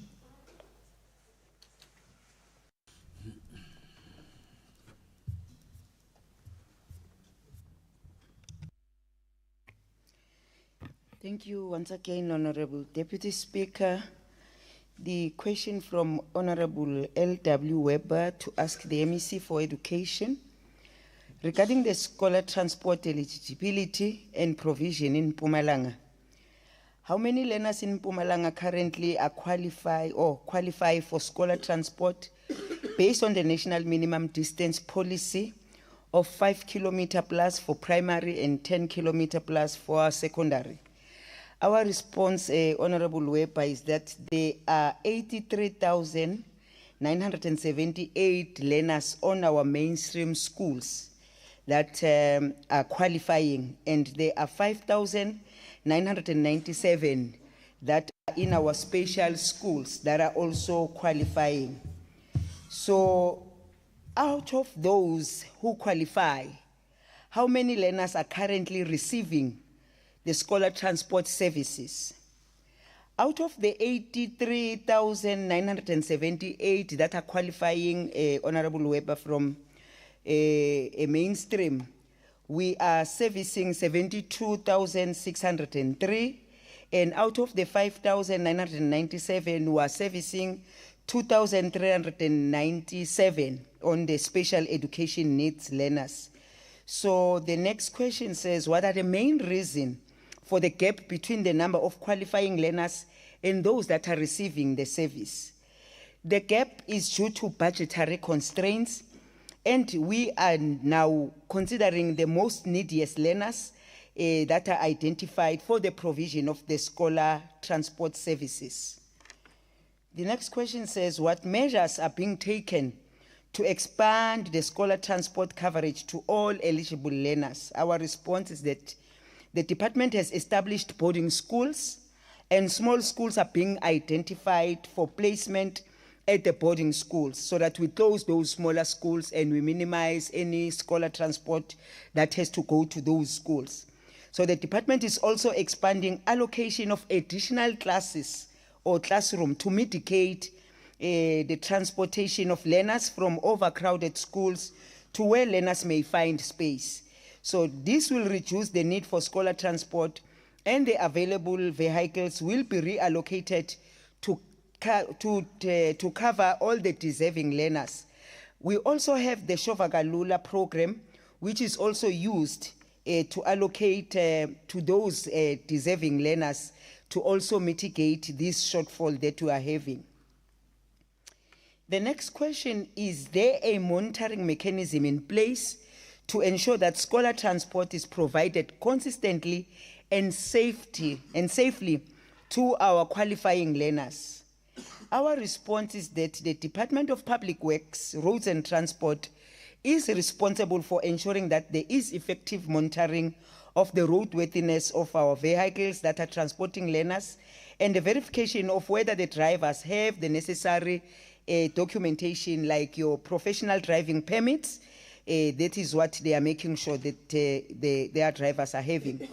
Also, the Department of Public Works are specialists in transport management, and they are empowered to impound any vehicles that could be found not roadworthy.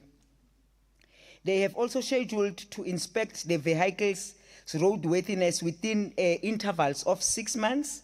The Department of Education has also appointed monitors to check whether the learners are transported to schools on time, and are there any overloading.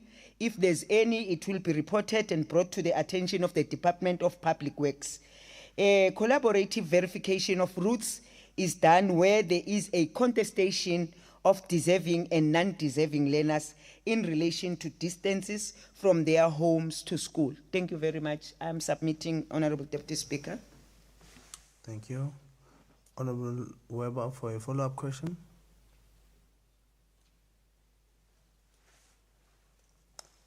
Yes, Honorable Member. Can I do a follow-up question? Yeah. Thank you. Honorable MEC, does the special school needs learners get specific transport organized for them, especially if they're more than 5 kilometers away? And if not, why not? And then, especially when they have to go to the boarding schools and back, because you can't necessarily put them on the same bus as other learners. So is there a specific transport for our special school learners to go to their schools from there and back? Thank you.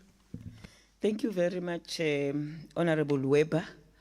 I cannot be exact on is there any specific transport. The understanding that I'm having at this present moment is that there is one common transport that is being used, but allow me to make a verification from the department if there's any specific transport that has been made specifically for the special needs learners. That will also submit in writing. Thank you, MEC. Is there any follow-up questions, Honourable Member? Yes, Honourable Member Dimane. Thank you, Honourable Speaker. Honourable MEC, it is reported that some of these drivers, these bus drivers for learners, are involved in abusing our learners. Do you have any case of these drivers who are involved in this, and how did you solve it, maybe if you have one?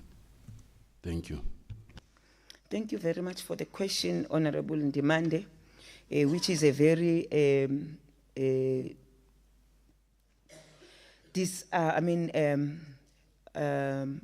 question that is not very much nice, if indeed it is happening. But I can safely indicate that there hasn't been such a matter that has been reported to myself specifically. But I would want to call upon everyone in this house and outside, if there are such allegations, please bring it to our attention, because those allegations are very serious. I think they need to be taken into consideration, that such perpetrators are taken into where they're supposed to be. So would appreciate if such are being reported, not only to the Department of Education, even to the law agencies, so that at least serious action are being taken to such. Thank you. Thank you, MEC. In an absence of any follow-up, we pass this one. We now move to question number 62. The Honorable F. Mashiane to ask the Honorable MEC of Provincial Treasury. And this question, I'm advised that it will be responded in writing, taking the account that the Honorable Mashiane is not with us on attending legislature business. We now move to question number 63. The Honorable Skosana from MK Party to ask the MEC of Public Works, Roads and Transport. I'm advised that Honorable Skosana will be represented by Honorable Kele if there's any follow-up questions in that regard.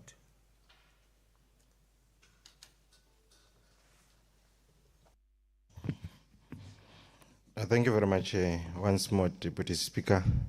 The Honorable T.G. Skosana from the MK Party to ask the MEC for Public Works, Road and Transport. The conditions of the Mpumalanga roads is in an appalling condition, and that is bad for the business and have a negative impact on attraction of foreign investment and tourism. And the question rather reads, what funding strategy will be employed to support the road and maintenance and rehabilitation projects in Mpumalanga, and how will the department prioritize projects based on need and impact?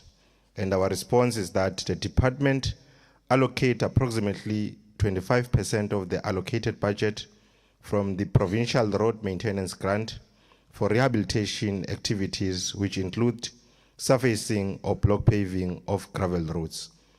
The following maintenance activities are identified and prioritized through the Provincial Road Asset Management System in order to better allocate the funds to areas that need it most. Routine maintenance include day-to-day routine activities such as cleaning drains and culverts, road signs, patching, blading, regraveling, and guardrails, etc.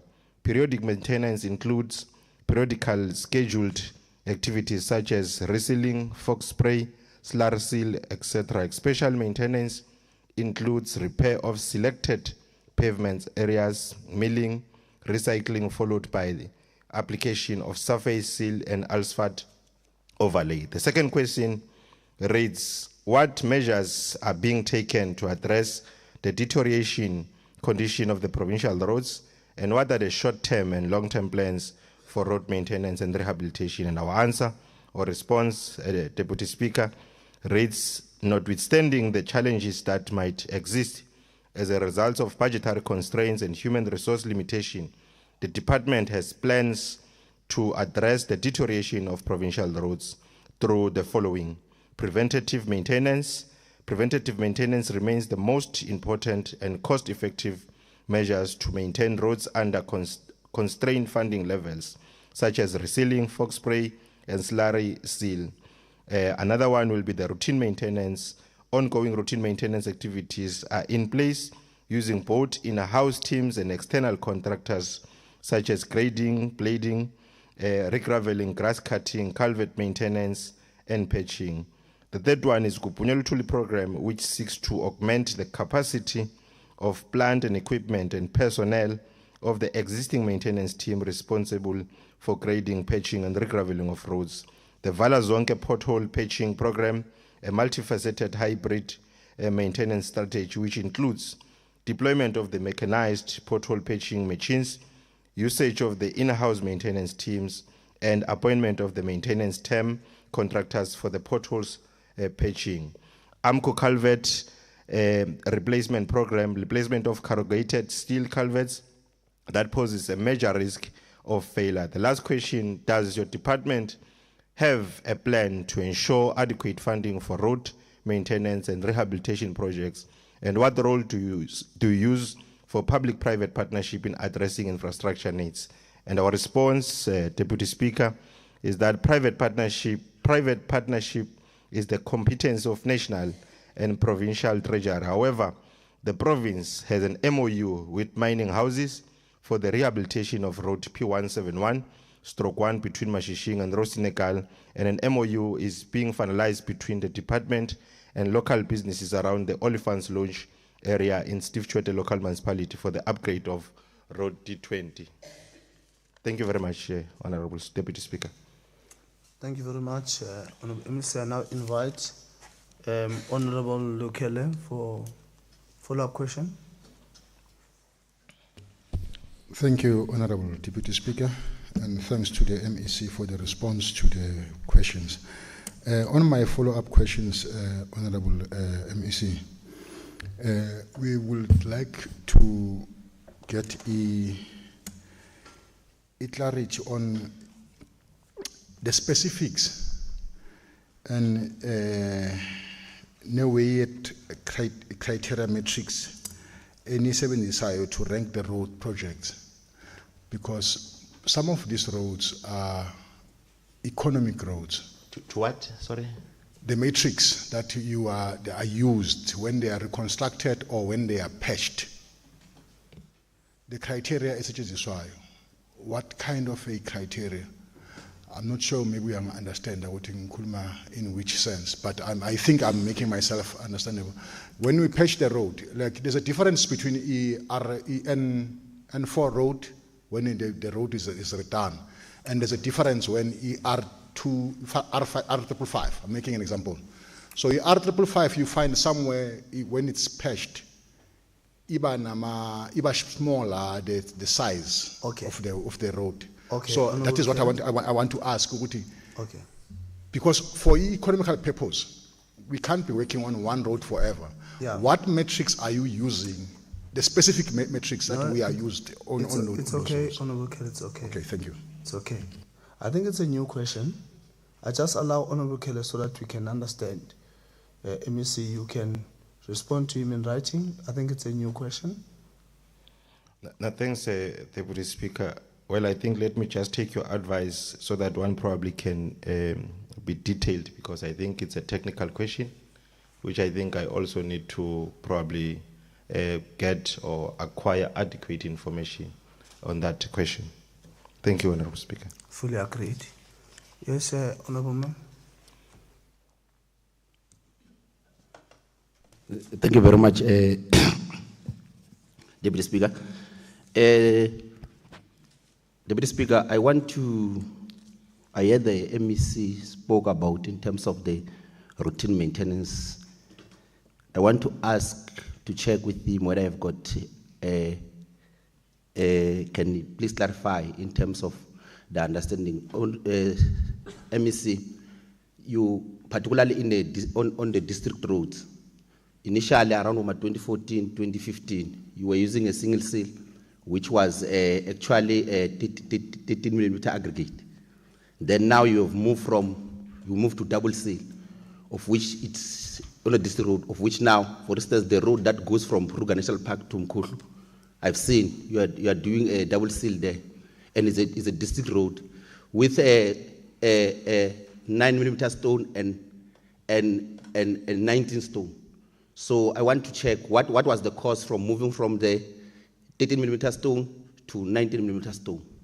The last question that I'm putting to you, MEC, is that you talk, in most cases, you talk about in-house maintenance. Do you think that the team that we have in-house, they've got capacity to deal with patchwork? Why I'm saying this, because majority of the time, when I see these people around our roads, you realize that they don't have a cutting saw. No, Honorable Quibi, take a seat. Yes. Yeah, take a seat. Okay. All members, we are asking follow-up questions.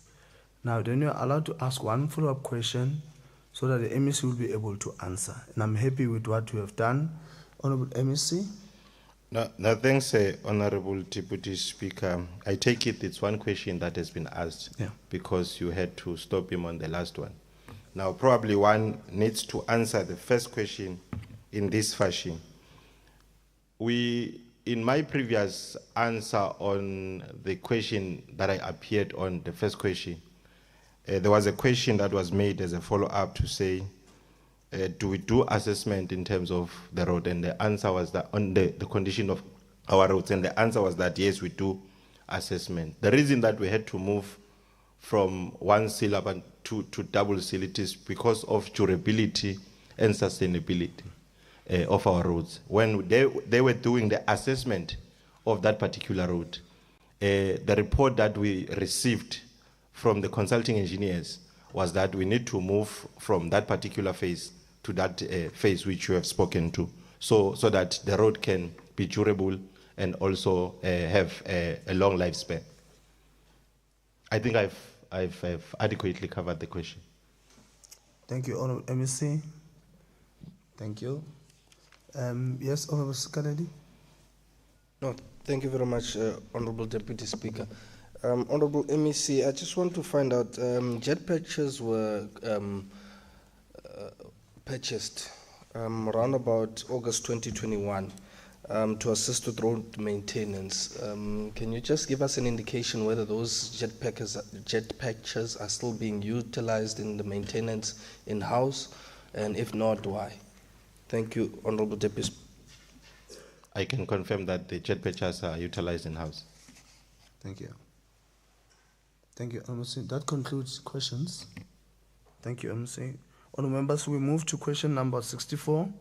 The Honourable Elsie Dlamini from the ANC is currently represented by Honourable Fidel Mlombo to ask the Honourable MEC of Agriculture, Rural Development and Land and Environmental Affairs, which have requested Honourable MEC Manzini to take a stand on her behalf. Oh, yeah. Yeah, my apology. No. I can tell you, the notice I've received, it was before that attire. You may proceed, Honorable MEC. Thank you very much. Let me do this. Okay. Thank you very much, Honorable Deputy Speaker. Greetings to yourself and greetings to all members of legislature. Honorable Deputy Speaker, the Honorable Dlamini asked the Department of Agricultural Development, Land and Environmental Affairs that Mzinti Agricultural Training Center served as a central location for the storing and maintaining tractors allocated to agricultural cooperatives and communal. The aim was to increase farmer support, production and market access within the region. Quite a few tractors and other farming equipment are not operational, while there are staff personnel working at the center. The first question, Honorable Deputy Speaker reads, is Mzinti Agricultural Training Center and other centers of similar nature in the province still serving the purpose of its establishment? Our response as the department, the Mzinti and Marapiane Farmer Training Center are not to a limited extent still used to offer some of the non-formal farmer training programs and workshops due to water challenges for both centers and sewer system for Marapiane. So, Honorable Deputy Speaker, the two farmer training centers, to be fully fledged farmer training centers, they require the refurbishment of classrooms, accommodation, halls and kitchen facilities, as well as the development for crop and livestock infrastructure for practical training. So as the department, we have developed a plan to refurbish and fully operationalize the facilities depending on the budget available over the 3-year period. The second question, what are the plans of the department about the equipment that are non-functional at the center? Our response, the department is in the process of collecting all defunct equipment and tractors for possible auctioning. The department will, after the auctioning, make special requests to Treasury to utilize the revenue that will be realized for the purchase of new equipment and tractors. The third question, Honorable Deputy Speaker, how many tractors are still in good condition and how many villages are being serviced by the center? Our response, the tractors that are still in good condition are 11 and they are servicing 26 villages. The fourth question, how many staff personnel are currently working at Mzinti Center and what are their daily duties? Our response at the department, Mzinti Training Center is housing both farmer support and training staff. So under farmer support, there are 3 site keepers, EPWPs responsible for the site management, keeping inventory, dispatching diesel and inputs, distributing as well, and signing off on the gate pass and in and out of tractors. And there are 7 tractor drivers responsible for the tractor operations, and there's 1 assistant mechanic responsible for minor tractor breakdowns as well as the tractor maintenance and services.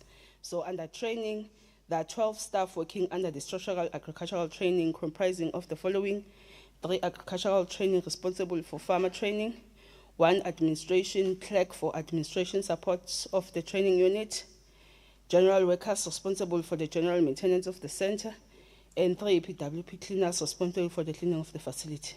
The last question, Honorable Speaker, does the center still offer in-service training for agricultural graduates?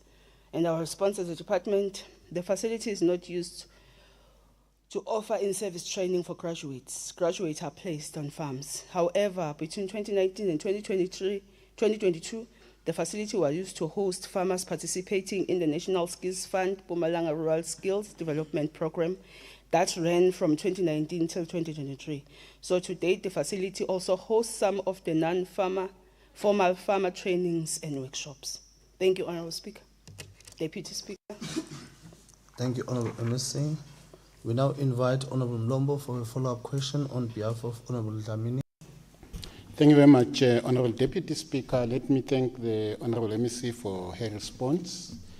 I've got only one follow-up question, as she says that the refurbishment of these training centers, it's something that is on the agenda of the department.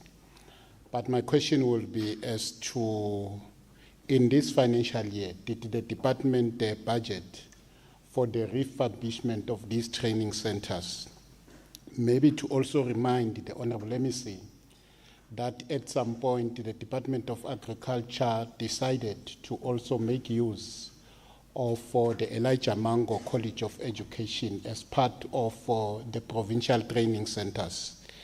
Is the budget that you are talking about going to also include Elijah Mango College of former College of Education?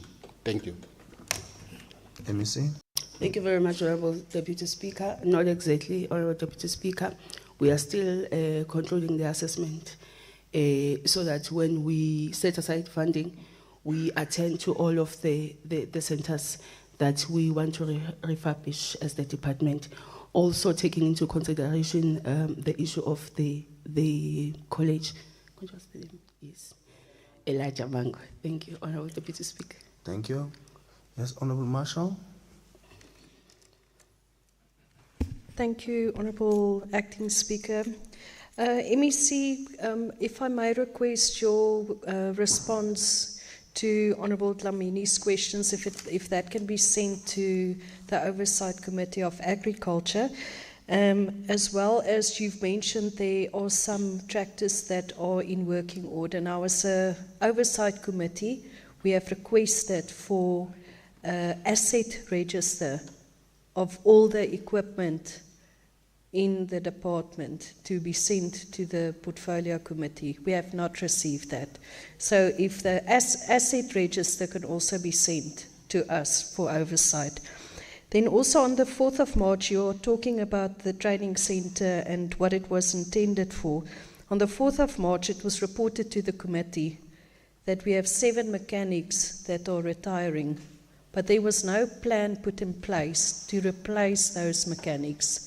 Is there a plan to replace those mechanics because it's valuable experience that's going away that we don't have as a department anymore? Thank you. Okay. Let me see. Thank you very much, Deputy Speaker. We want to apologize to the Honourable Member if that request has not been attended to of that asset register. I will make sure when we return to the department that it is forwarded to the portfolio committee. Our apologies. Honourable Speaker, on the issue of the positions of the mechanic, there are positions that we have advertised for this financial year in the department. We wish that if we had enough budget, we would be able to advertise all the posts that are vacant, but due to financial constraints, we are able to advertise or fill the vacant position annually on our financial year. So for these ones, Honourable Deputy Speaker, they will be covered on the next financial year. Thank you very much. Thank you very much, MEC. You may now take a seat. Thank you. Thank you. We now move, honourable members, to question number 65. Honourable Ngonyane from the ANC to ask Honourable MEC of Education. The notice I have is that it is represented by Honourable Squaqua. Will take a feedback, Honourable MEC. Thank you very much, Honourable Deputy Speaker. The question by Honourable T.R. Nkonyane to ask the MEC for Education. Mpumalanga Regional Training Trust is a public entity reporting through the Board of Directors to the MEC for Education in Mpumalanga Province. Considering the above statement, can the Honourable MEC provide a reflection in terms of the mandate of the entity? Our response, Honourable Deputy Speaker, is that as a public entity reporting through the Board of Directors to the MEC of Education in Mpumalanga Province, the MRTT is mandated to develop the human resource based on the Mpumalanga Province through the provision of experiential, practical, technical, hospitality, tourism, entrepreneurship, and life skills training. The focus is to empower learners, primarily those that are from the disadvantaged communities, especially the youth, industry workers, and government employees, to participate from the disadvantaged communities, especially, oh, my apologies for repeating, especially the youth, industry workers, and government employees to participate in the broader economic sphere of the province. Do we have schools in the province that are still having asbestos? If yes, what is the plan of the department in collaboration with the entity to eradicate these asbestos? Our response, Honorable Speaker, is that the department has a list of 81 schools that are still having asbestos, and the department has planned to eradicate 2 in the 26-27 financial year budget, whilst 1 school has already been eradicated through the donor funding. The department will also look at utilizing other entities, including MRTT, in terms of eradicating these asbestos. The next question, can the Honorable MEC update this August House with the progress made by the entity in assisting Mpumalanga youth through the provision of skills training and development program? Our response is that based on the MRTT mission, which is to provide quality training and interventions, work integrated learning, placement and aftercare according to the demand of the market that we serve for job creation and poverty alleviation, the following skills training and development programs were delivered. 249 learners successfully trained through the accredited programs via apprenticeship and learnership pathways. 133 learners received training through the secured funding in skills programs, learnerships and apprenticeship focused on the artisan development. There are 70 learners that are placed in workplace programs, gaining practical experience to complement their theoretical training. We have 110 learners that received training in SAQA registered programs in culinary studies. 15 learners receiving training in hospitality. 157 learners received customized training. 190 learners received training on mentoring and coaching in culinary services. There are 108 learners that received mentoring and coaching in hospitality training. The impact of this program is that the training delivery was optimal and market responsive, addressing the real skill gaps. The combination of classroom learning and workplace exposure ensures a holistic development of our learners. These efforts contribute directly to job creation and poverty alleviation, fulfilling the core mandate of the MRTT. The next question, what artisanal skills programs through the institutional, practical and workplace training are offered by the entity? Our response is that the artisanal skills program, which is delivered through institutional, practical and workplace training, are as follows: the bricklayers, the plumbers, panel beater, carpenters, boil makers, skill program on bricklayers assistant, skills program on hot and cold water system installers, skills program on plumbing hand, and skills program on assistant handy persons, automotive motor mechanic. On hospitality and tourism academy, we've got chef, cook and food handler. The last question is that with the budget cuts by National Treasury, how is the department going to assist the entity to implement some of its infrastructure projects that have been planned? The MRTT, as a response, is that it has been allocated some project in the previous financial year, present financial year, and the following financial year. So the entity is very busy as we speak. They are busy implementing their programs, and we will continue to do so to ensure that the entity is continue to do what is expected. Thank you very much, Honorable Deputy Speaker. Thank you, Honorable MEC, and I invite Honorable Squaqua to make a follow-up question. Thank you very much, Honorable Speaker, and let me appreciate the responses from Honorable MEC. In regard of my follow-up question, Honorable MEC, how far is the Mpumalanga Regional Training Trust in terms of providing the skills to the youth that are out of schools, especially those ones that are unable to access the universities? Thank you. Thank you very much, Honorable Squaqua. I may not say how far, but I can safely indicate that as and when the need arises, the learners are applying and they are being admitted. I think that's what I can confirm. Thank you, MEC. We now invite members. Honorable Masango.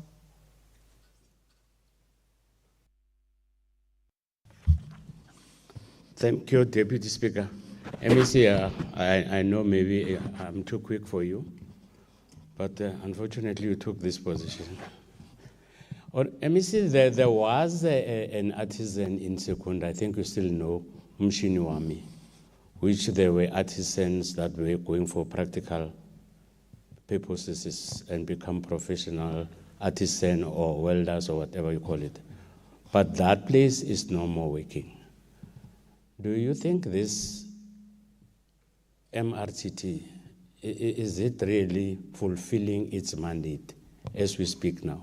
Because I don't see anything that they are doing up so far, except probably those hospitality that you're speaking about, which are common, to be honest with you. As Kwakwa is asking a question, we got the youth. Yeah, what's the question, Sam? No, my question is MRT still fulfilling its mandate, according to it? Yeah, according to her, sorry. Yes, Honorable Masango, the MRTT is still fulfilling its mandate. If there's a case in point, I would gladly, allow you to share with me as to where you think that the MRTT is not fulfilling its mandate as per the mandate that is expected of them. But accordingly, as the department, we still feel that we are indeed fulfilling the mandate as per the mandate given to them. Thank you, Honorable MEC. You may take a seat. What is happening? Yeah, the last one. Yeah. Oh, okay. Honorable Keller. Thank you, Honorable Today you are very MEC, calm. for Thank you. acknowledging the question. And Honorable Speaker, for sabotage. Honorable MEC, I have a serious concern on the MRTT, the Wheat Bank branch. There are allegations of corruption in that institution.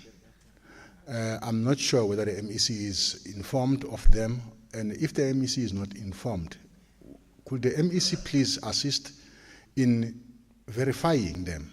Because we are worried with what is happening, which led to the MRTT to be shut down last week. I'm not sure whether it was brought to our attention that last week it was shut down. What is the question? The question is, when is this board of directors term of office expiring at MRTT? Thank you. Thank you. Honorable MEC. Thank you very much, Honorable Speaker.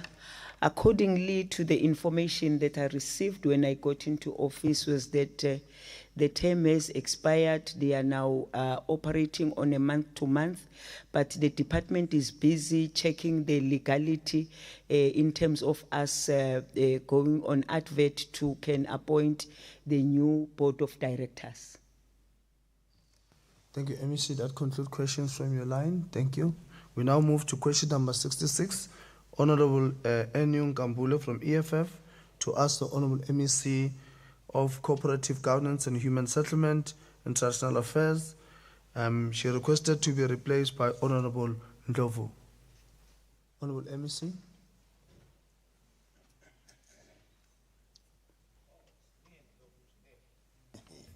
Seemingly. Thank you very much, Honorable Deputy Speaker, Honorable Nkambule, EFF, to ask the MEC for Cooperative Governance, Human Settlement and Traditional Affairs. The former Kokta Minister, Tembing Kadiming,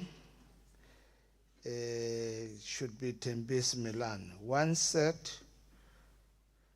when addressing the issue of dysfunctional municipality in Mpumalanga, you may find that instability is caused because council is not functional. We have municipalities like Tabatweu. We are looking at their water provision, state of their roads, service delivery that has killed tourism, which is one of the key economic drivers in the province. Question 1. What plans does the provincial treasury have to address the issue of councillors approving unfunded budgets that create high expectations to citizens? And this also results to poor service delivery in many communities. The response: during the induction program, councillors received training in various financial related topics to assist them with their oversight responsibility, which include, among others, the following.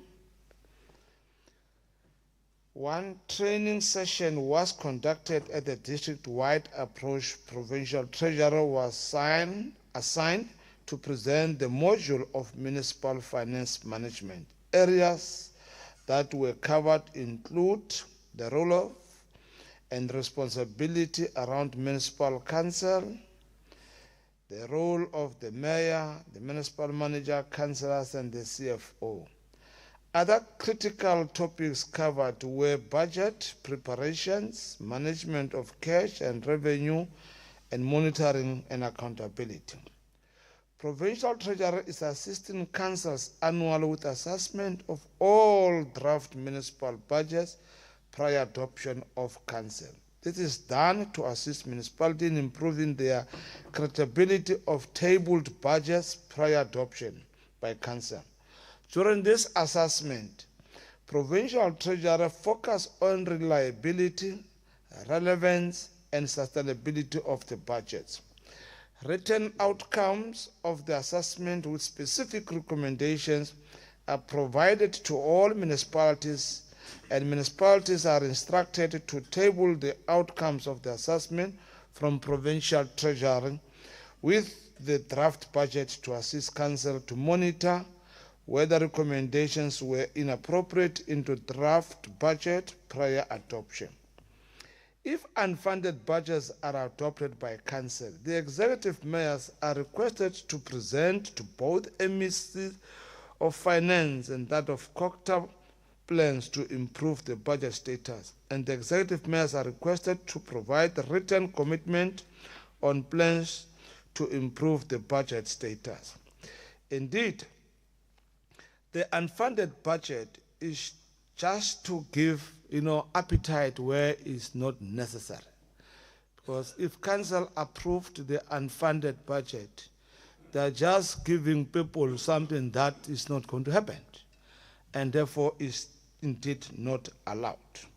The municipalities with unfunded budgets were assisted to develop budget funding plans to eliminate the unfunded position, with a period of 3 financial years instructed through MFMA Circular 129 issued by National Treasury to discourage any unfunded budget to be passed by municipality.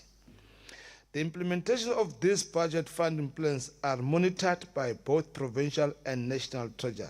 If municipality fails to demonstrate positive impact with implementation of these plans, National Treasury intend to invoke Section 216 of the Constitution, withholding the municipal equitable shares. And this Section 216 is now going to be under amendment as well. Question 2.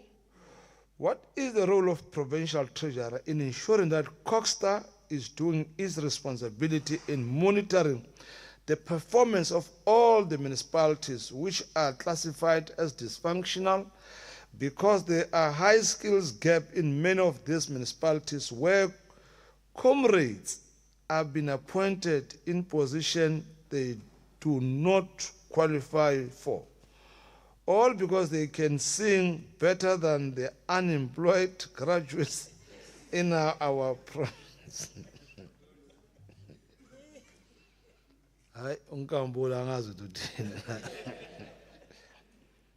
But our response is simple. Provincial Treasury is not monitoring COCTA with regards to performing their mandate, but is collaborating with the department to support municipalities. Any appointment is regulated by the law, and there is no comrades in this case. because the advert up including the concurrence must meet the requirements of individual, and that it has been happening. No hearsay, no politics, but administratively. Thank you very much. Thank you, Honorable MEC. We now take the follow-up question, Honorable Ndlovu. Thank you, Honorable Speaker. I don't have further questions, but I would request the respond in writing. Thank you. Okay. We now invite follow-up questions from the other members. Honorable Sidibe. Thank you, Deputy Speaker.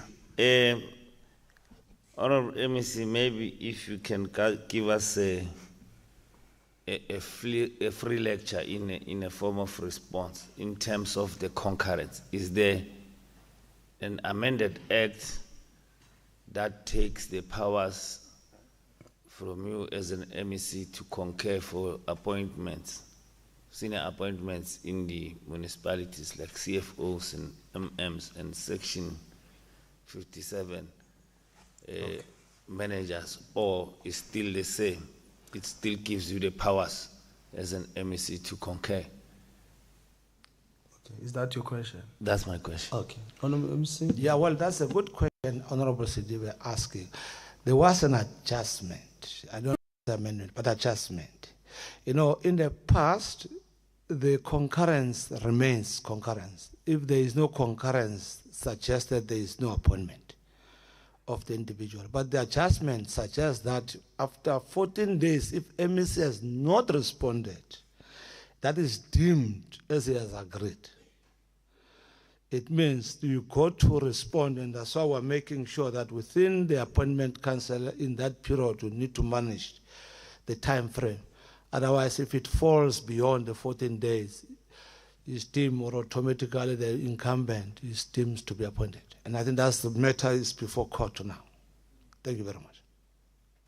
Thank you, Honorable MEC. Honorable Masango. Thank you, Deputy Speaker. MEC, you know there is just quite a lot of municipalities that are dysfunctional. And I know you don't want to use Section 139 1B. But I was listening to the Minister of Kokta taking over the Tsobotla. And he says it's looking okay now. Don't you think some of these dysfunctional municipalities, you don't want to put them under, again, Section 139 1B, so that you can put your own staff so that they can change this? The question, Sango. Who's really? Yeah, look, let's be practical. In the province, we did put Lekwa under Section 139B, dissolve it. What have we experienced there? And in terms of the country, there is a research suggesting that once Section 139B, it has not yielded the result expected.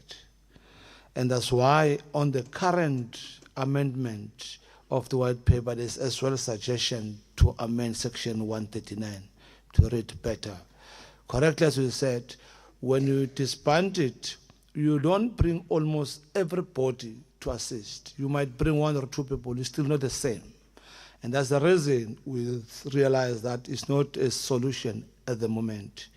But yes, of course, there are mechanisms that have been looked upon to say what best we can do. Majority of municipalities, of course, are pulling higher. And the history is long. If we had time, we would have explained to better that what happened in 1996 in terms of the revenue enhancement, which was at 90%. Now in 2025, it's at 60%. There's a difference of 30%. And who must fund it? With the high level of unemployment. That puts strain tremendous to municipalities. Thank you, Speaker. Thank you very much, MEC. That concludes questions from you, sir. You may take a seat. We move to question number 67. Honorable A.M.M. Weber from DA to ask the MEC of Education.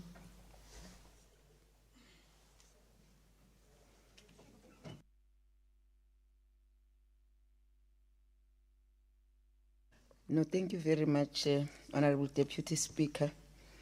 MEC Mashilo says I'm a busy MEC today. The question by Honorable A.M. Weber to ask the MEC for education. MEC, as you know, mathematics or mathematics literacy is one of the 4 compulsory subjects for all learners in grade 10, 11, and 12 learners. How many secondary schools in Mpumalanga do not offer or teach mathematics or mathematics literacy as a compulsory subject in grade 10, 11, and 12? Our response, Honorable Weber, is that all schools are expected to offer both mathematics and mathematics literacy. However, schools are allowed to offer mathematics only without mathematics literacy. But no school is allowed to offer mathematics literacy without mathematics. So the province has only 3 schools that offer only mathematics literacy, and these schools are assisted to offer mathematics to some of the learners in the school. What is the reason that these schools do not teach mathematics or mathematics literacy? How does the department grant the exclusion to schools not to teach a compulsory subject? As indicated above, Honorable Weber, we do not have such schools in the province. Our concern is only the 3 schools that we are speaking about that do not offer mathematics, but they do offer mathematics literacy. One of the schools is an independent school operating from grade 10 up to grade 12, specializing on learners that have failed. Oh, my good God, my apologies. Take it easy, MEC. Thank you very much. Thank you. Yeah, specializing on learners that have failed from other schools. And none of these learners want to offer or take mathematics as a subject. They only offer mathematics literacy. The other 2 schools have a low learner enrollment.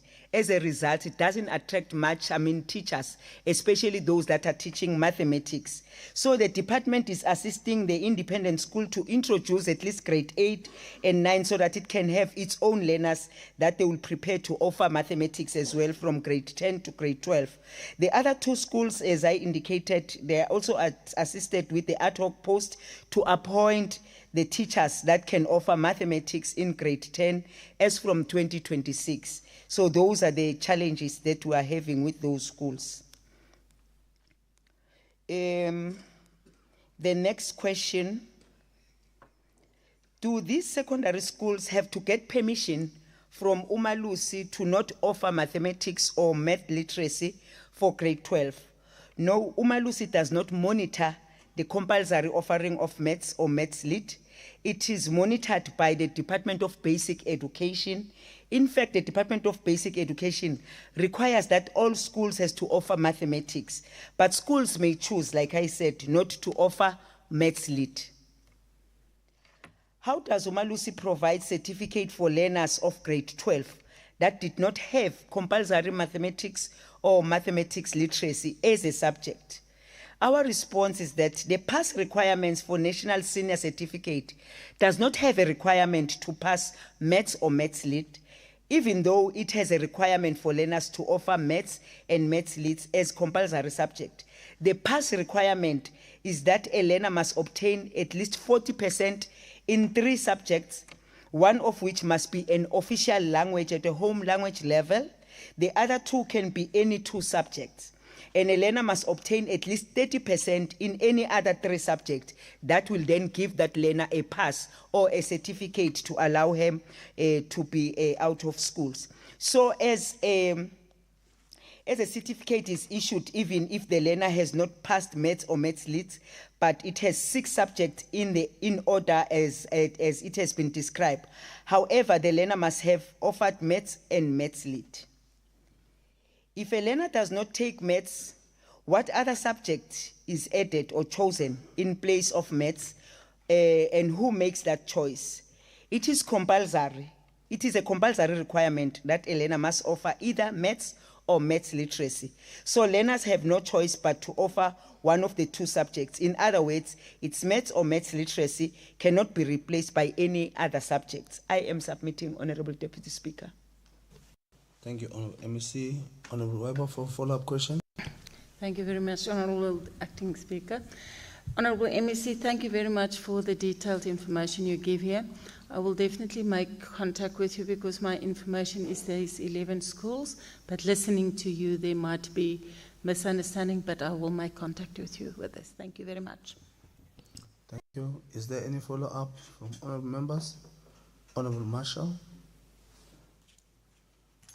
Thank you, Honourable Deputy Speaker. MEC, what allows schools not to offer mathematic literacy if there are students that are struggling with pure maths? And then the second question, was a study being done by the department to see why or what the reason is for so little of our students or our scholars to finish their matric with mathematics? Thank you. I didn't get the second question. Was there a study conducted to establish why so little learners are finishing their matric without having mathematics as a subject? Thank you very much, Honourable Weber.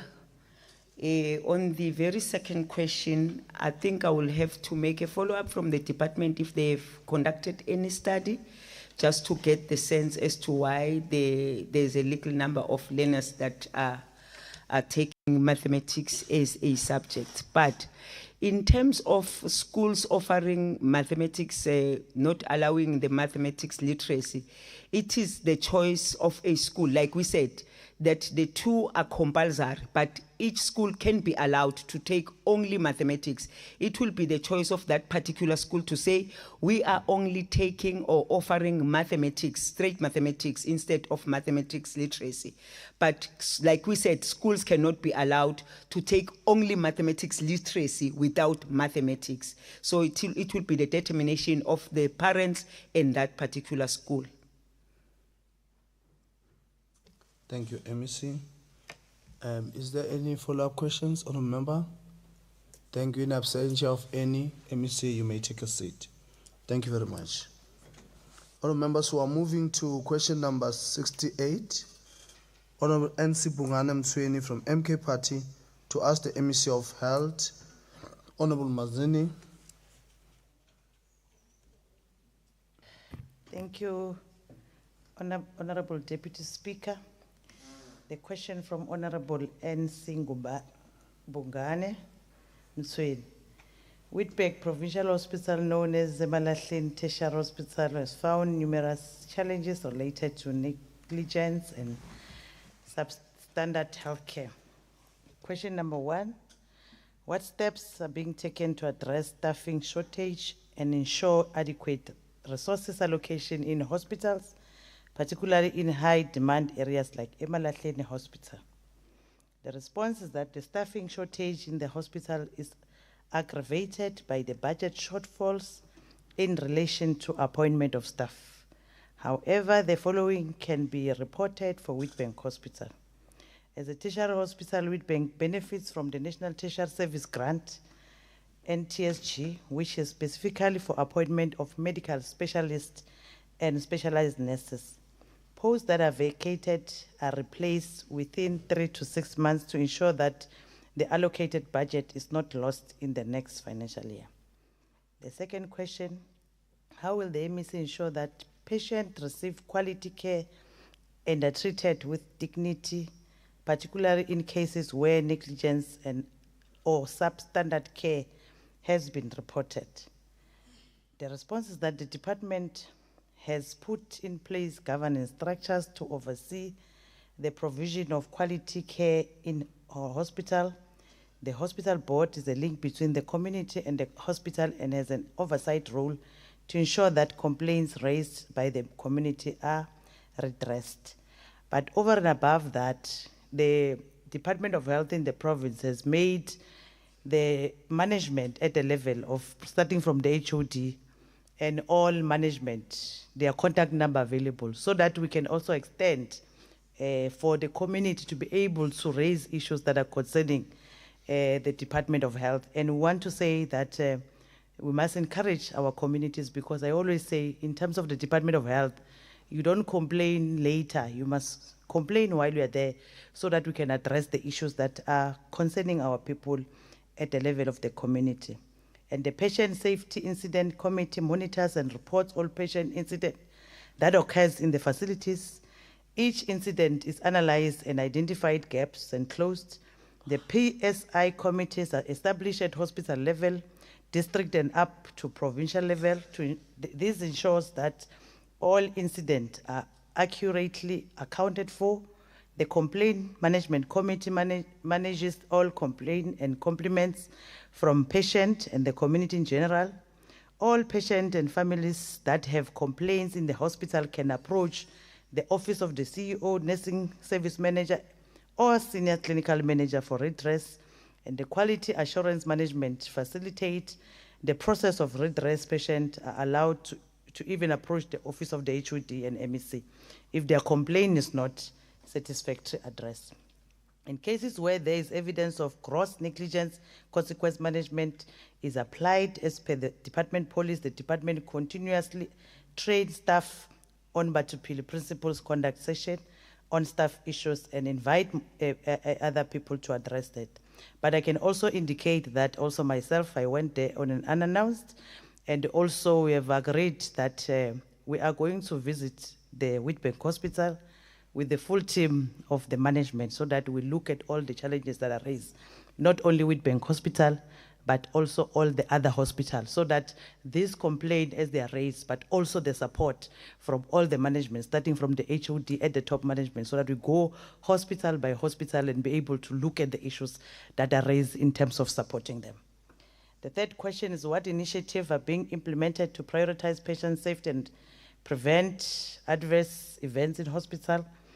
The Patient Safety Incident Committee, which monitors incidents occurring in the hospital, staff are required to reporting of incidents as per guidelines according to severity of the incident, taking immediate steps to mitigate harm to the patient and secure the situation. All incidents should be accurately documented and reported. And after analysis report of an incident, this is shared with the staff, adherence to implementation of the protocol and guidelines, in-service training and peer review meant to deal with treatment outcome and closure of identified clinical risk is ongoing. The fourth question, how will the MEC hold healthcare providers, including CEOs, doctors, and nurses accountable for negligence and substandard care, and what steps will the MEC take to maintain transparency in incident reporting and investigation? Treasury Regulation 12.2 response makes provision for an institution to accept liability for any loss or damage suffered by the third party which arises from the act of omission of an official which is law related to vicariously liability. Treasury 12.7.1 makes provision for recovery or lot of loss suffered by the state. However, the difficulty is that most claims are instituted long after the cause of action arose. And most of our healthcare officials by then have migrated or left the employ of the state. For claims instituted within the reasonable time, the MEC does hold the healthcare officials accountable and further refers to the relevant regulatory bodies and labor relations for consequence management, and where evidence of gross negligence is reported, the case is referred to the labor relations and legal unit for recovery. This is to ensure accountability and upholding to standard of care. And the MEC will maintain transparency in terms of making records of outcome available for cases finalized upon request by the relevant authorities and providing outcomes of investigation to the complainants or aggrieved parties. Further, the regulatory bodies also share the outcome and recommendation with the department for noting and further management. And all officials are expected to adhere to the code of conduct and the rules and regulations of HPCSA or SASC respectively. And there are consequences, just that maybe we don't report in terms of the people that are, or most of them are even fired in the department, removed from the system. I also now got a request from other organized labor to say, can you, because once you are fired in a department, you are not going to work anywhere in the health sector, even private sector. They were even requesting that, can you allow them to be open on PESA so that they continue to work? So we do, those consequences are there, and most of them are removed from the system of the Department of Health.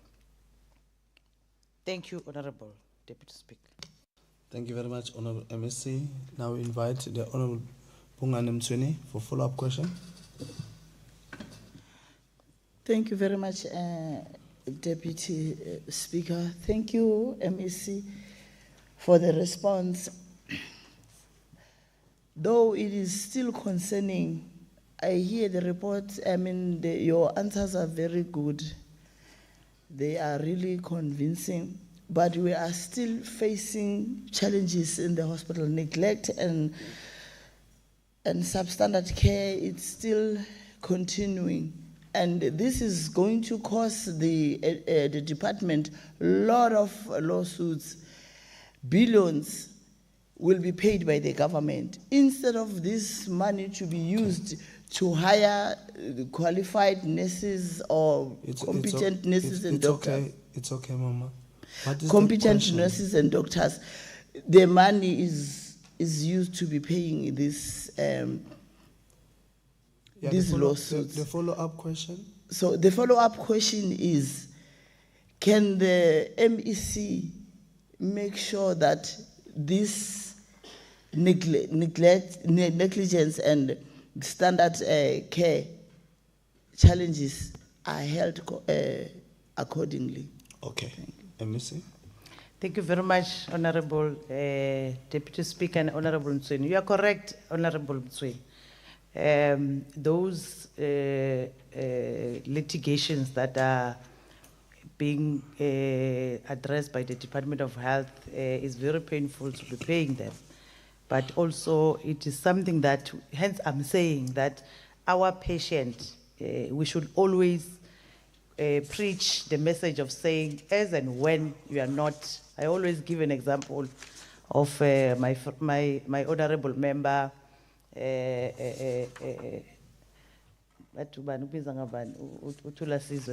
say Department of Health is not like any other department where you can complain later. Let us work together with the department so that while we are still there, and there are so many people that will even call me, and even honorable members here, they will call me and say there's a problem, and we resolve it. Because what we want to do is to resolve issues of patients which are not happy in terms of the treatment that they are getting from our facilities. But over and above that, the governance structures that we have put in place, like your clinic committees are elected by the community themselves to be able to say, also utilize them.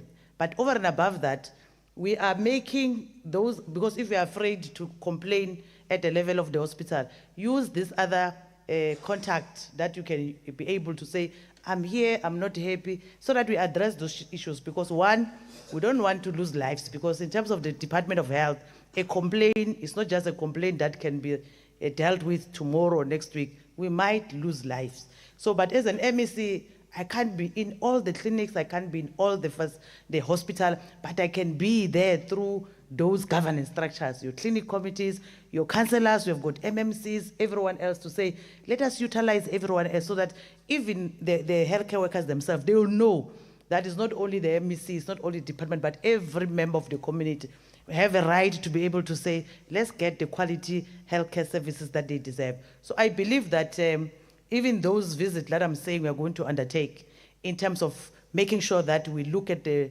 challenges that are there, but also make sure that the support and the engagement with the community through also the open days that we have in all our hospitals, where we allow communities to come in and raise their issues and be able to make sure that there's one understanding in terms of how our hospitals are operating and how and what is expected from them in terms of the department side. So I'm saying that we are putting everything in place so that at the end we can deal with the litigation. Because I always say, even though most of the litigation that we are paying are litigation that happened a long time ago, and some of them is because of not helping Honorable Masango is disrupting me.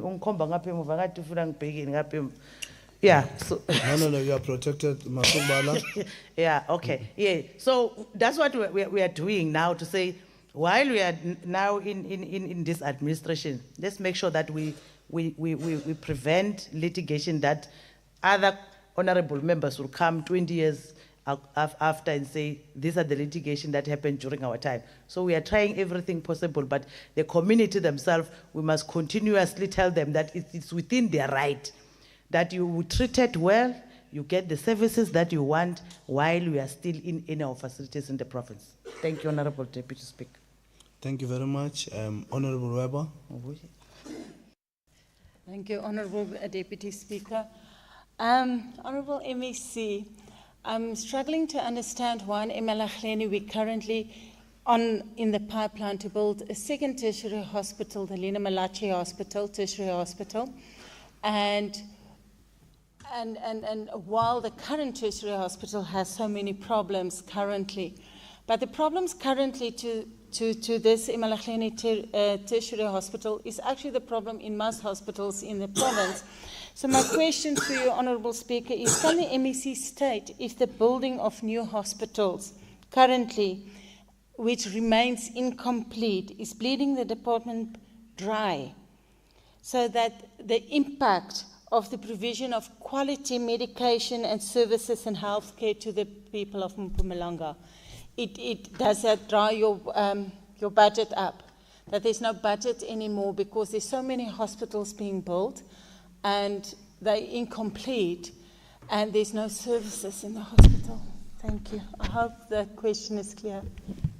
Thank you. Honorable MEC. Yeah, I was confused a little bit, but I think you are saying that why are we prioritizing Witbank Hospital to build a new tertiary hospital?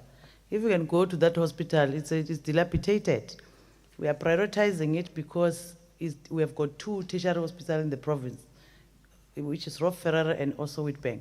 So that hospital is old and there's no way that you can do major renovation out of it and want to provide more tertiary services and we can't provide it in that structure as it is. We are correct. We don't have budget, but we are working with the Office of the Premier Office of the Provincial Treasury so that we can be assisted in terms of the budget to build that hospital. But I must confirm that we must build that hospital because in its current form now, it is old, it was not meant for all the services that is provided there, and we believe that a new tertiary hospital will enable us to be able to provide those tertiary services that currently we might not be able to. So you are correct in terms of our budget in the province, but we don't have incomplete because we have completed Middleburg. Mpumalanga is still on course in terms of the time frame that we have put in place. But because if we had enough budget, we could have built it within a short space of time. But with the allocated budget, we are on course and we're going to complete it in next year. So I don't think there is any hospital that we have not completed, but indeed you are correct, budget constraint of competing services and competing infrastructure challenges that are there in terms of your primary health care, in terms of your clinics, and also in terms of the hospital. But we are taking one hospital at a time in terms of the budget that we are having. Almost all our hospitals are old, so we just make sure that with what we are having, we can be able to do minor maintenance in some of the hospital, and where we can see that, in fact, most of our hospital, you need new infrastructure. Your Temba hospital, you just need new infrastructure. But the budget we don't have, but we'll take one hospital at a time. We have taken Middleburg, we're taking Mpumalanga, complete it, then we are taking Witbank, and then we'll take other hospital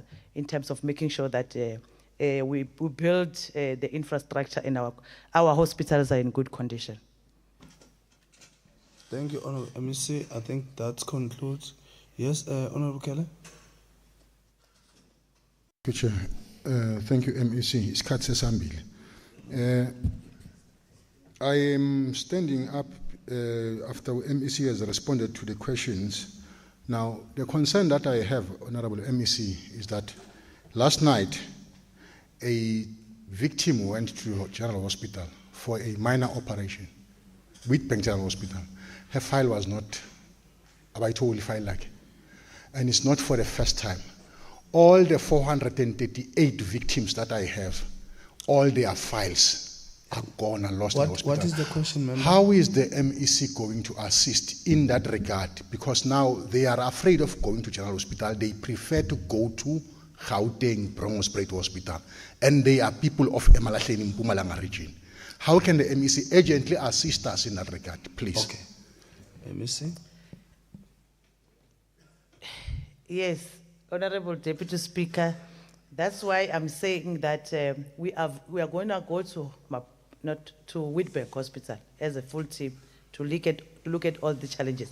But in terms of what you are saying, a specific matter that you are raising, you can bring it to me so that we are able to go and assist the child that you are referring to. Hence, we are saying honorable members are more than welcome, and most of them, they are doing that. If there's a specific case that we are having, send it to me, we address it, so that we don't have a member of the community, because once a member of the community comes to the member of the honorable member, say legislature, we expect to. So we are saying for the members of the provincial legislature, I'm available not only for them, even members of the community myself. They interact with me. My number's out there because I understand that I'm dealing with the Department of Health and I should be accessible 24/7. So honorable members can bring it to my attention and we can look into that matter because it's a specific matter that Honorable Lukhele is raising. But over and above the challenges that we have been raising, we are saying we'll go there as a full team and look at that. And if they're all the cases that are there and be able to say, what is it that we are going to do to resolve those issues? Honorable Deputy Speaker. Thank you, MEC. That concludes questions from your side. We now move to... Oh, okay. I think you can do it, all of you, so that it's not minimal. All right, we move to question number 69. Honorable T.S. Koza from the ANC to ask the MEC of Corporate Government and Human Settlement International Affairs. Honorable MEC, I've just went out quickly. We can pass that one. We now move to 70. Honorable S.M. Malepeng, the ANC to ask the Honorable MEC of Public Works, Roads and Transport. She have requested Honorable Squaqua to take up the following questions. Thanks, Deputy Speaker, once again. The Honorable S.M. Malapeng from the African National Congress to ask the MEC for Public Works, Roads and Transport. Concerns have been raised on the number of government buildings that are lying unused and being vandalized. The Honorable Premier echoed similar sentiments in this year's State of the Province address. Such buildings such as Elijah Mango College, Mariti Disability Center, and many others are unused. The question reads, in terms of the above, can the MEC counsel this House on the strategy used by the provincial government in identifying these buildings? And our response is that the Government Immovable Asset Management Act of 2007, Act number 19, which is GIAMA, requires user departments such as client departments to surrender surplus immovable assets under its control to the relevant custodian, which in this case is the Department of Public Works, Road and Transport. Surplus immovable assets must be surrendered via the user asset management plan of a user annually. The user must clearly indicate the date on which the asset will be vacated, subject to obligations in terms of existing contract. Users remain responsible for any financial obligations in terms of the existing contracts and must therefore budget for such obligations. Should the user department vacate the asset without formal handover to the custodian, which is the Department of Public Works, the respective user department will be liable for cost emanating from any form of damage and security of the immovable asset. However, as custodian, the Department of Public Works, Roads and Transport continues to experience challenges with user departments not surrendering surplus immovable assets on the UAMPS as required by the Act. The most challenges are experienced with the Department of Education for closed schools and houses allocated to the Department of Health. It is difficult for this department to timelessly identify abandoned immovable assets due to capacity constraints, as there are more than 5,000 properties to be managed. Thus, reliance on the UMPS, although inspections are conducted during the normal course of duty. The department has written to all user departments confirming the procedure for handing over immovable assets due to increasing number of assets being abandoned. The second question, can the MEC cumulatively indicate the number of government buildings which are unused across the province? And our response is that in accordance to the information at our disposal, there are 47 unused properties which are as follows. At Butlabela District, 10 closed schools under the Department of Education, Mariti Disability Center, which is at the Bushbuck Ridge Local Municipality Building. Under Gersiban, there is 15 closed schools, which are under the Department of Education. In Kangala District, 19 closed schools, one office in Mametlake under the Department of Health and Social Development, one Vigelwa Youth Center under the Department of Social Development and Education. Ehlanzeni District, it's Elijah Mango under the Department of Agriculture. Although this department is in consultation with the relevant user departments, none of these properties have been surrendered to the custodian, which in this case is the Department of Public Works, Road and Transport. The last question, can the MEC give an indication or examples on how these buildings will be repurposed? And our response is that in terms of the departmental policy and standard operation procedure at the Department of Public Works, Road and Transport, any surplus immovable assets surrendered by a user is offered to all other user departments for consideration of reuse. Should there be no need for or by the province, the asset then is offered to the national departments. Should there still be no need by the national department, it is offered to the local municipalities. Alternatively, the properties may be leased or disposed of on the open market following supply chain processes. Applications from members of the public, especially non-governmental organizations, which are NGOs, are also considered and awarded via the supply chain management processes. Thank you very much, Deputy Speaker. Thank you very much, MEC. Honorable Skoko. Thank you very much, Honorable Speaker, and let me appreciate the response from the Honorable MEC. As a follow-up question, Honorable MEC, can the department share some lights as to whether the matter of unused buildings has been tabled and discussed at the level of MUNMEC? Thank you. Unused? As Honorable MEC, let me repeat the question. There are some shed lights to whether the matter of unused buildings has been tabled and discussed at the level of MUNMEC? Thank you. No, thanks, Deputy Speaker, for the question. Yes, it has been tabled before MINIMEC and it is under discussion by MINIMEC, and we are going to be actually discussing it comprehensively in the MINIMEC that is going to be held here in Mpumalanga on the 4th and the 5th. So I'm confirming that it was tabled, Honorable Deputy Speaker. Thank you very much, MEC. We may proceed and invite members for follow-up. Honorable Skaledi. No, thank you very much, Honorable Deputy Speaker. Honorable MEC, ours is a bit of a concern because I think we had a conversation earlier on with regards to the properties that are, or the asset register that is underneath the public works. And the list that we had been furnished with, we didn't agree with it because there's some properties that we had checked, our office had checked, that actually belongs to the provincial government that were not reflecting there. But now the issue is this: does the department have a way of rechecking or checking, especially buildings that are within Malelane, Leidenburg, where we've had reports that they are now being taken over by criminal elements. drug addicts and utilized for other ulterior motives. Does the MEC have an accurate survey of those places, and are they going to be repurposed for something else? And I think that's something that you can look into, to say some of these buildings they can be even repurposed into police stations, because we've got a huge shortage of those, especially in low-lying areas or rural areas where you've got properties that are there that are lying fallow. And then you can also look at that as well.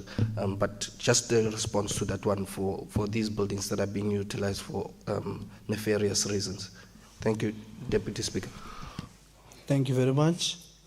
Yes, MEC? No, thanks, Deputy Speaker. Well, Deputy Speaker, I think my answer will be in twofold. It would be in this fashion. Firstly, I would maybe request the honorable member to probably furnish us as a department with the verified information by your office, so that one can at least work from that. But second to that, on the repurposing of the current structures that we have, or unused buildings, which are now used for nefarious reasons, in particular criminal elements, we are in an informal discussion with the Office of the Premier, particularly on state houses, because mostly are them that are currently used for these nefarious reasons, to one, repurpose them for the purpose of housing VIPs, because there's a matter that's going to be probably tabled before the portfolio committee about acquiring the extra land at Matafin. And our view is that instead of doing that, let's probably repurpose those houses in order for us to house VIPs. In particular, in this case, I'm referring to yourselves here, because we see no need for us to actually source extra land whereas we've got houses. That is one area or aspect. The second aspect is that Department of Social Development and Health Education, we are on year in, year out constructing new buildings, which we are wasting money or spending money in that particular in those particular buildings. Our view is that probably if we can repurpose such to youth centers for the Department of Social Development, and rather revamp instead of constructing from scratch. So those are some of the actually ideas that we are currently brainstorming. But just like I've indicated, it's an informal discussion that we're taking with the Office of the Premier at this current stage. But should we arrive to a point of formalizing this, we're still going to come back to the Portfolio Committee and before this legislature to at least give account of the work that we're doing.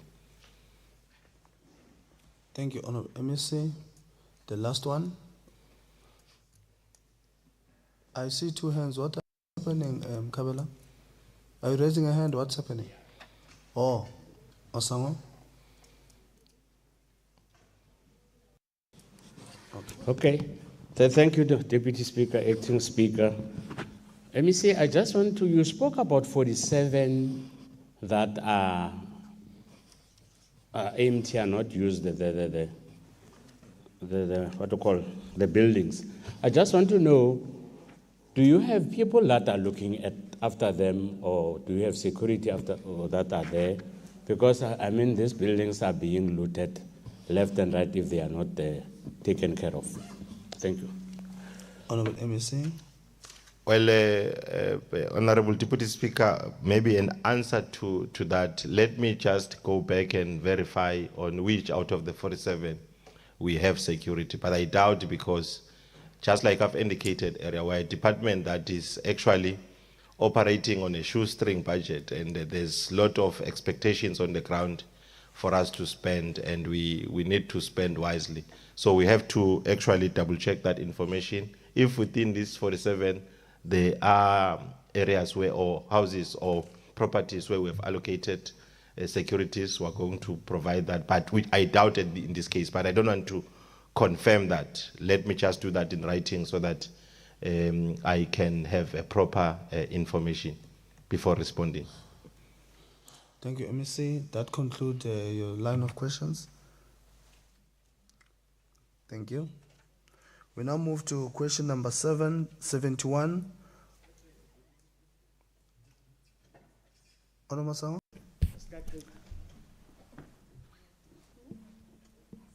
Deputy You Speaker? mean, yes, Masango? We have not done the questions. No. We are keeping to time. Don't stress. Yeah. Deputy Speaker? Okay. Yes, Honorable Mukabela? Oh, maybe I didn't hear you correctly. Did you say we are moving to question number 71? Yes.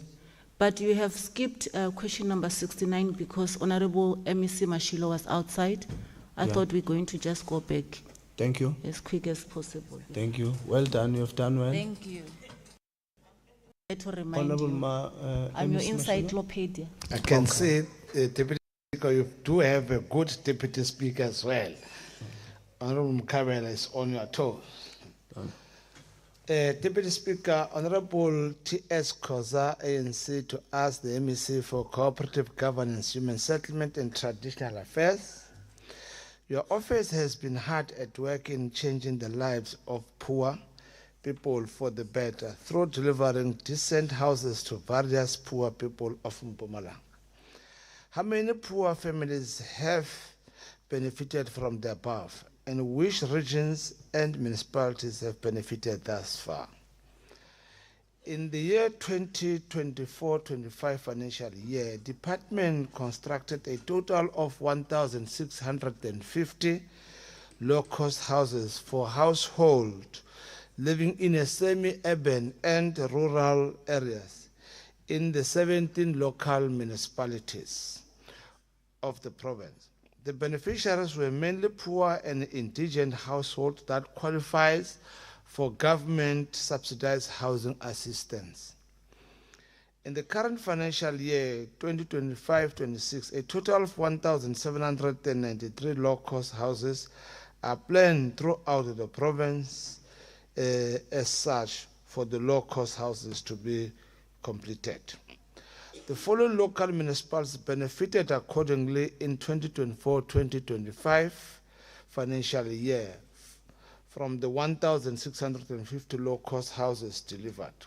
Bushbuckridge, 95, Chief Albert Letuli, 46, City of Mbombela, 118, Dipaliseng, 11, Dr. Jess Moroka, 1, Dr. Piskika Isaka, 91, Emakazeni 218, Emalahleni 44, Govenberg 231, Mkondo 262, Msugaleka 110, Komasi 43, Steve Chode 313, Tawachoi 22, Tembisile 42, and Victor Kanye Municipality 3. Which business companies have been able to adhere to the plea to contribute in changing the lives of the people? On the construction of low-cost houses, the department currently has 94 active business companies as service providers. These business companies are adhering to government's job creation and social empowerment initiatives and policy contributing towards changing the lives of the people in their host communities.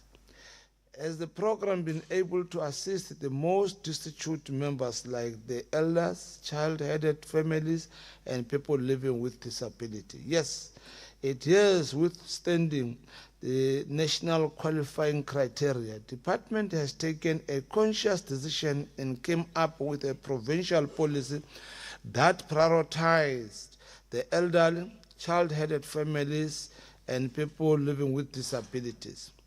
All municipalities in the province have been workshopped on this policy as they are in the main responsible for beneficiary identifications. For the current financial year, up until the end of August 2025, we have approved 45 elderly beneficiaries, 11 people living with disability, and 17 child-headed households. Thank you, Deputy Speaker. Thank you, Honorable MEC. I will now invite Honorable Koza for a follow-up question. Thank you very much, Honorable Deputy Speaker. Let me thank the Honorable MEC for the clear and comprehensive responses provided to the questions raised. I am satisfied. Thank you. Honorable Koza. Now I invite honorable members for further question. Honorable Marshall. Thank you, Honourable Deputy Speaker. MEC, can you confirm whether all the title deeds have been handed over to these beneficiaries? Thank you. Thank you. Honorable MEC. Did I hear the same title deed?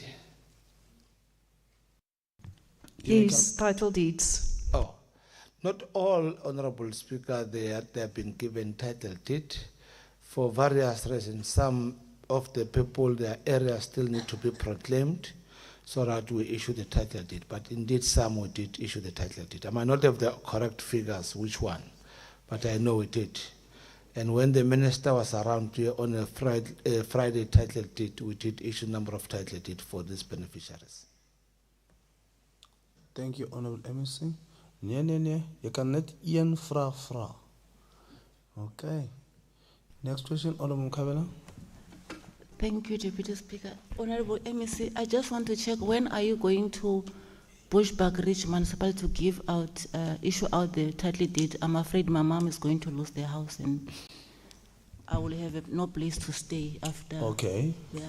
When are you coming to Bush? She has not received the title deed since. Yeah, no, I'll prioritize that, Honorable. Please, I will give you the names. It's my house. That. I'm the only child. I'll prioritize it. Okay, Honorable Speaker, I'll prioritize that. I will not have the date exactly for now, but yes, I take note of what Honorable Mkabala raised. Thank you very much, Honorable MEC. That concludes the sequence of questions. We now move to question number 71, Honorable Kibi from EFF to ask the Honorable MEC for social development. She has requested Honorable Manzini to represent her. Okay. Thank you, Honorable Deputy Speaker. The question from Honorable Kibi. MEC, the community of Mpumalanga is in huge pain because of removal of 1,000 SASSA grant payment points across the province, which was not only beneficial to the pensioners, but the entire community were benefiting through different small businesses that comes with this payment point system that were removed without a reason. Most of the SASSA beneficiaries travel more than 40 kilometers to access their grants. Don't you think that the removal of this payment point is influenced by big business such as Shoprite, Checkers, and banks, which are now the biggest beneficiaries in the expense of small black businesses that were beneficiaries before the removal of the pay point? The response is that SASSA acknowledges the distress caused by the reduction of physical pay points, particularly in rural and peri-urban communities. We are acutely aware that these sites were not only vital for grant recipients, especially the elderly and people with disability, but also served as economic hubs for local small businesses.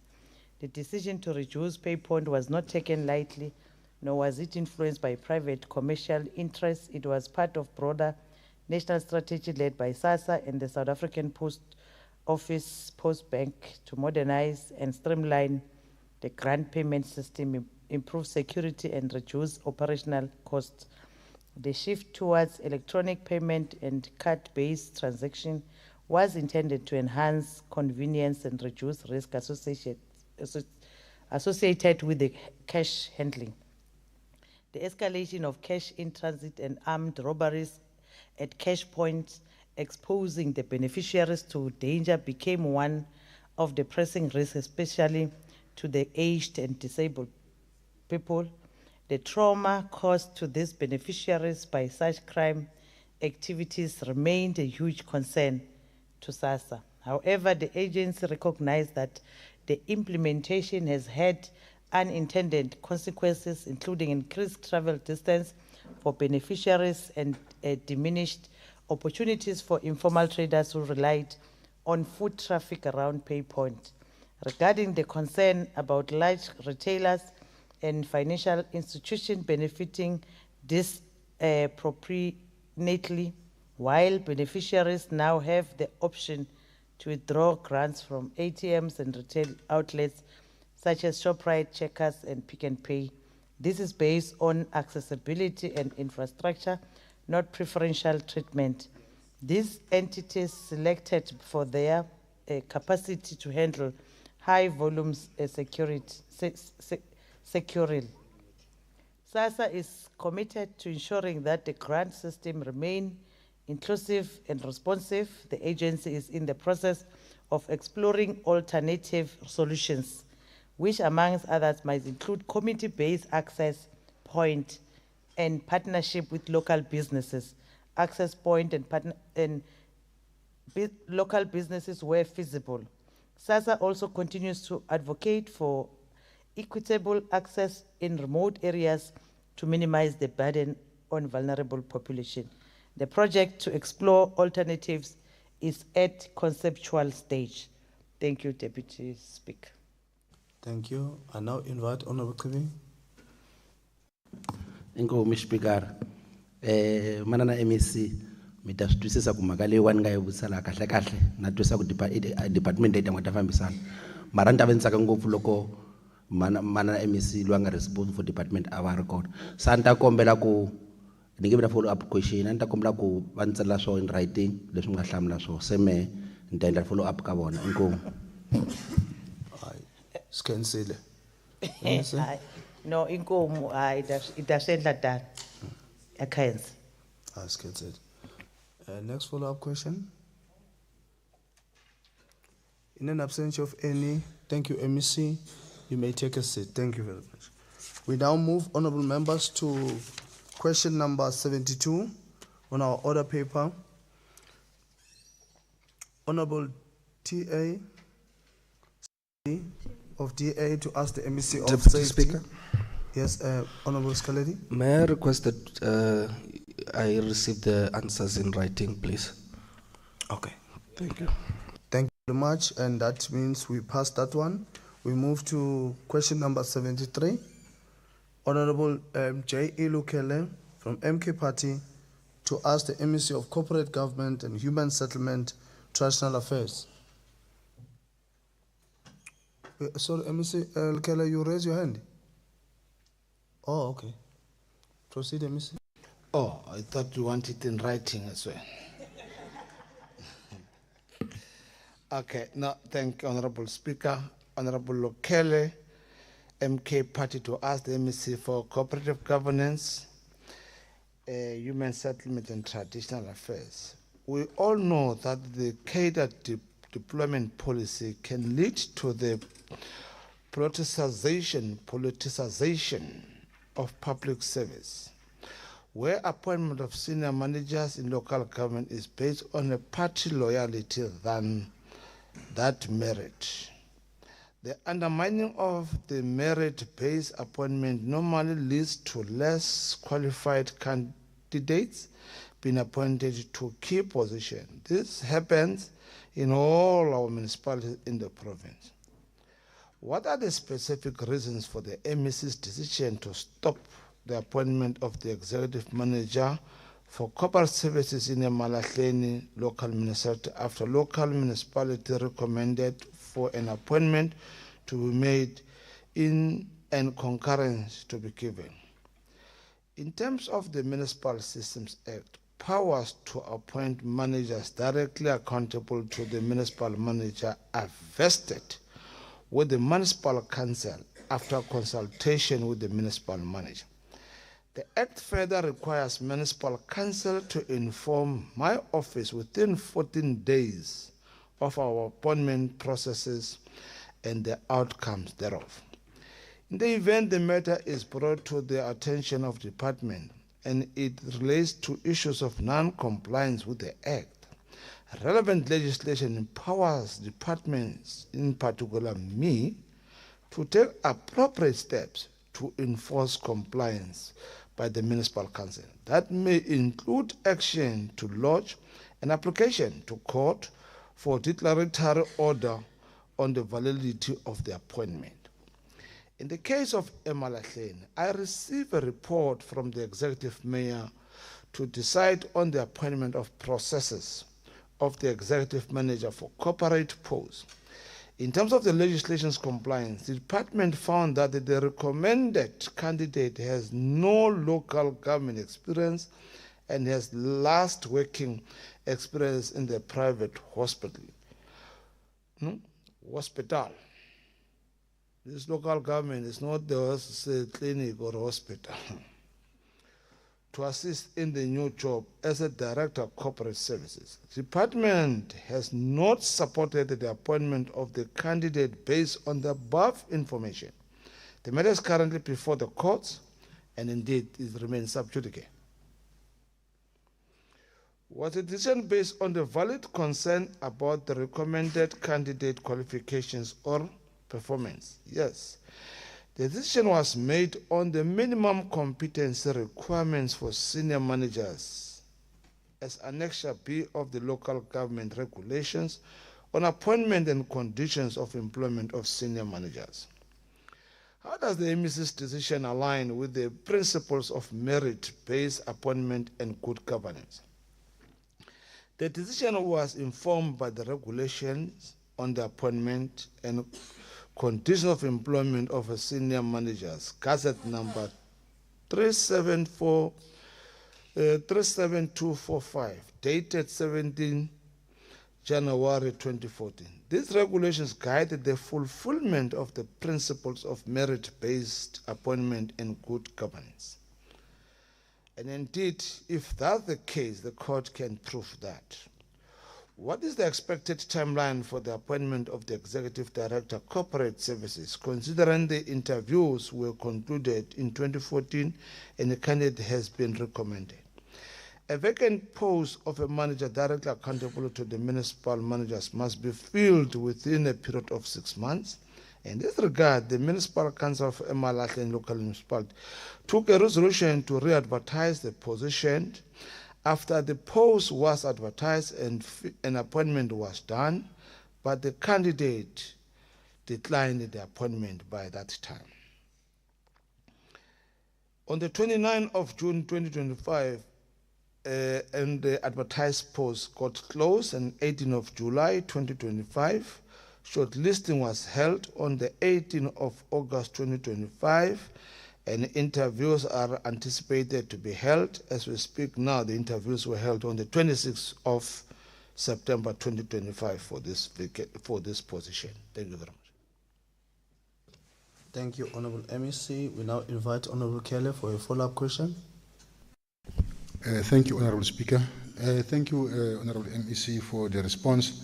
As you have stated that the matter is now in court, I will pause here with questions. We will take it up after the matter has been exhausted in court. Thank you. Thanks. Thank you very much. We now invite other honorable members on the same question. In an absence of any, thank you, MEC. You may take a seat, honorable members.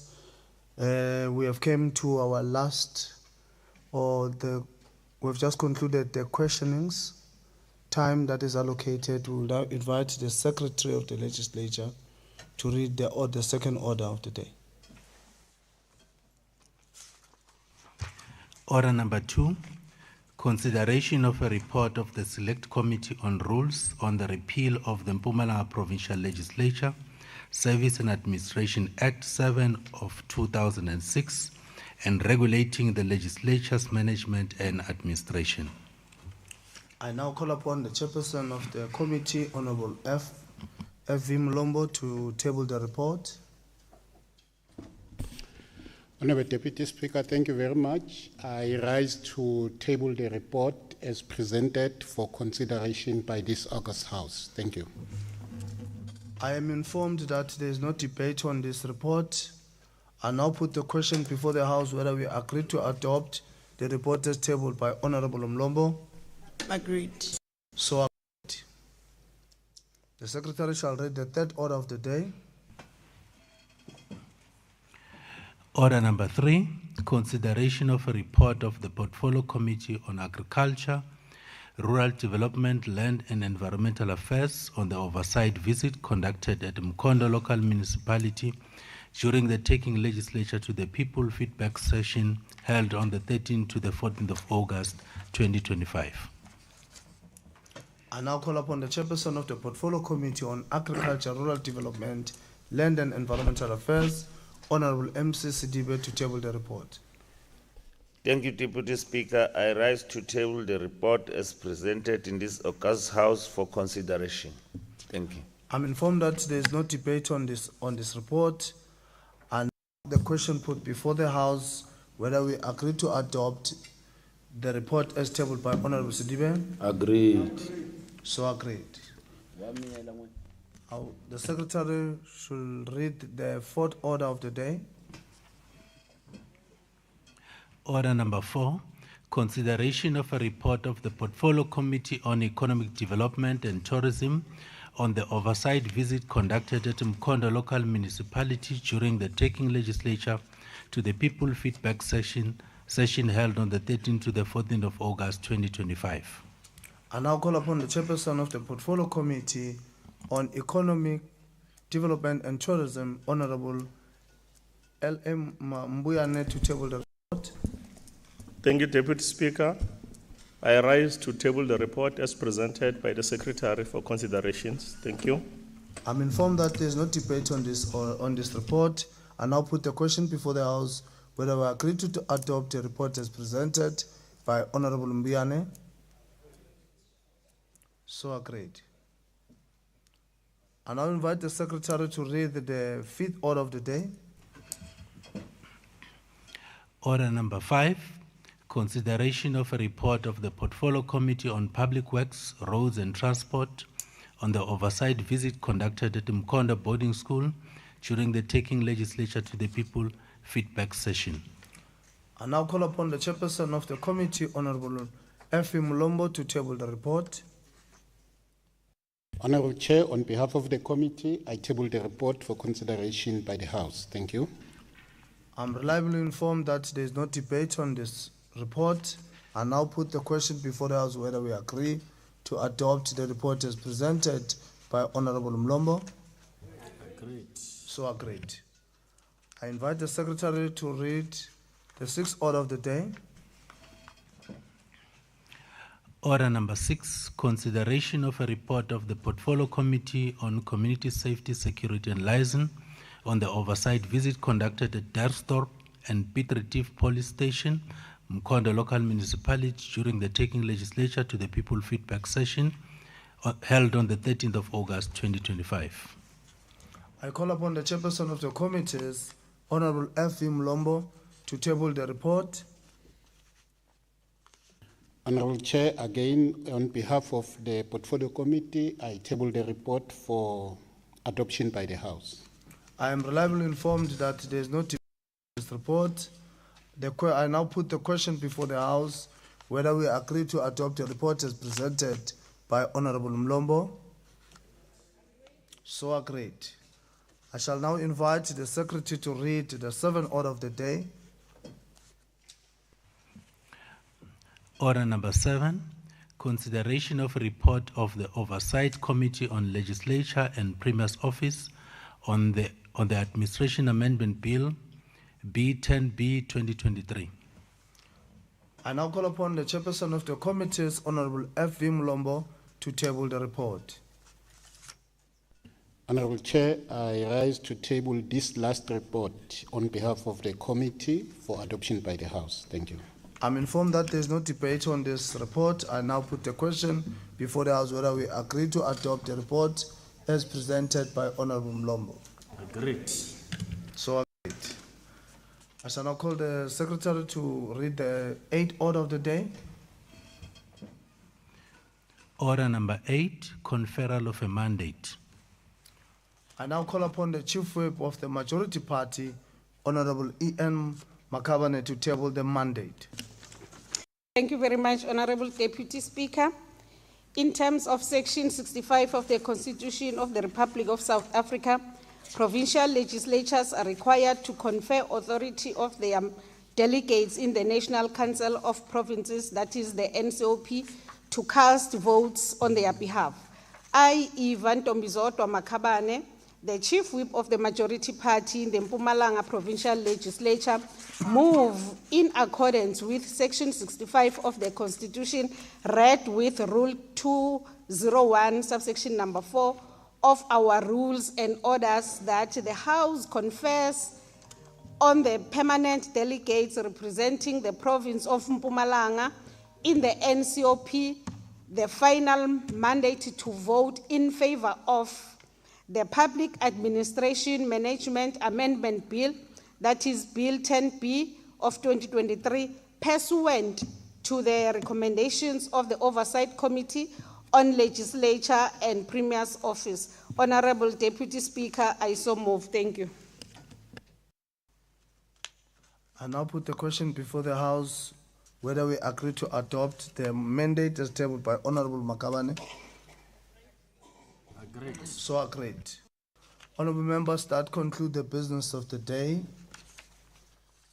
You are all requested to remain standing in your places until the procession have left the chamber. The House is adjourned until further notice.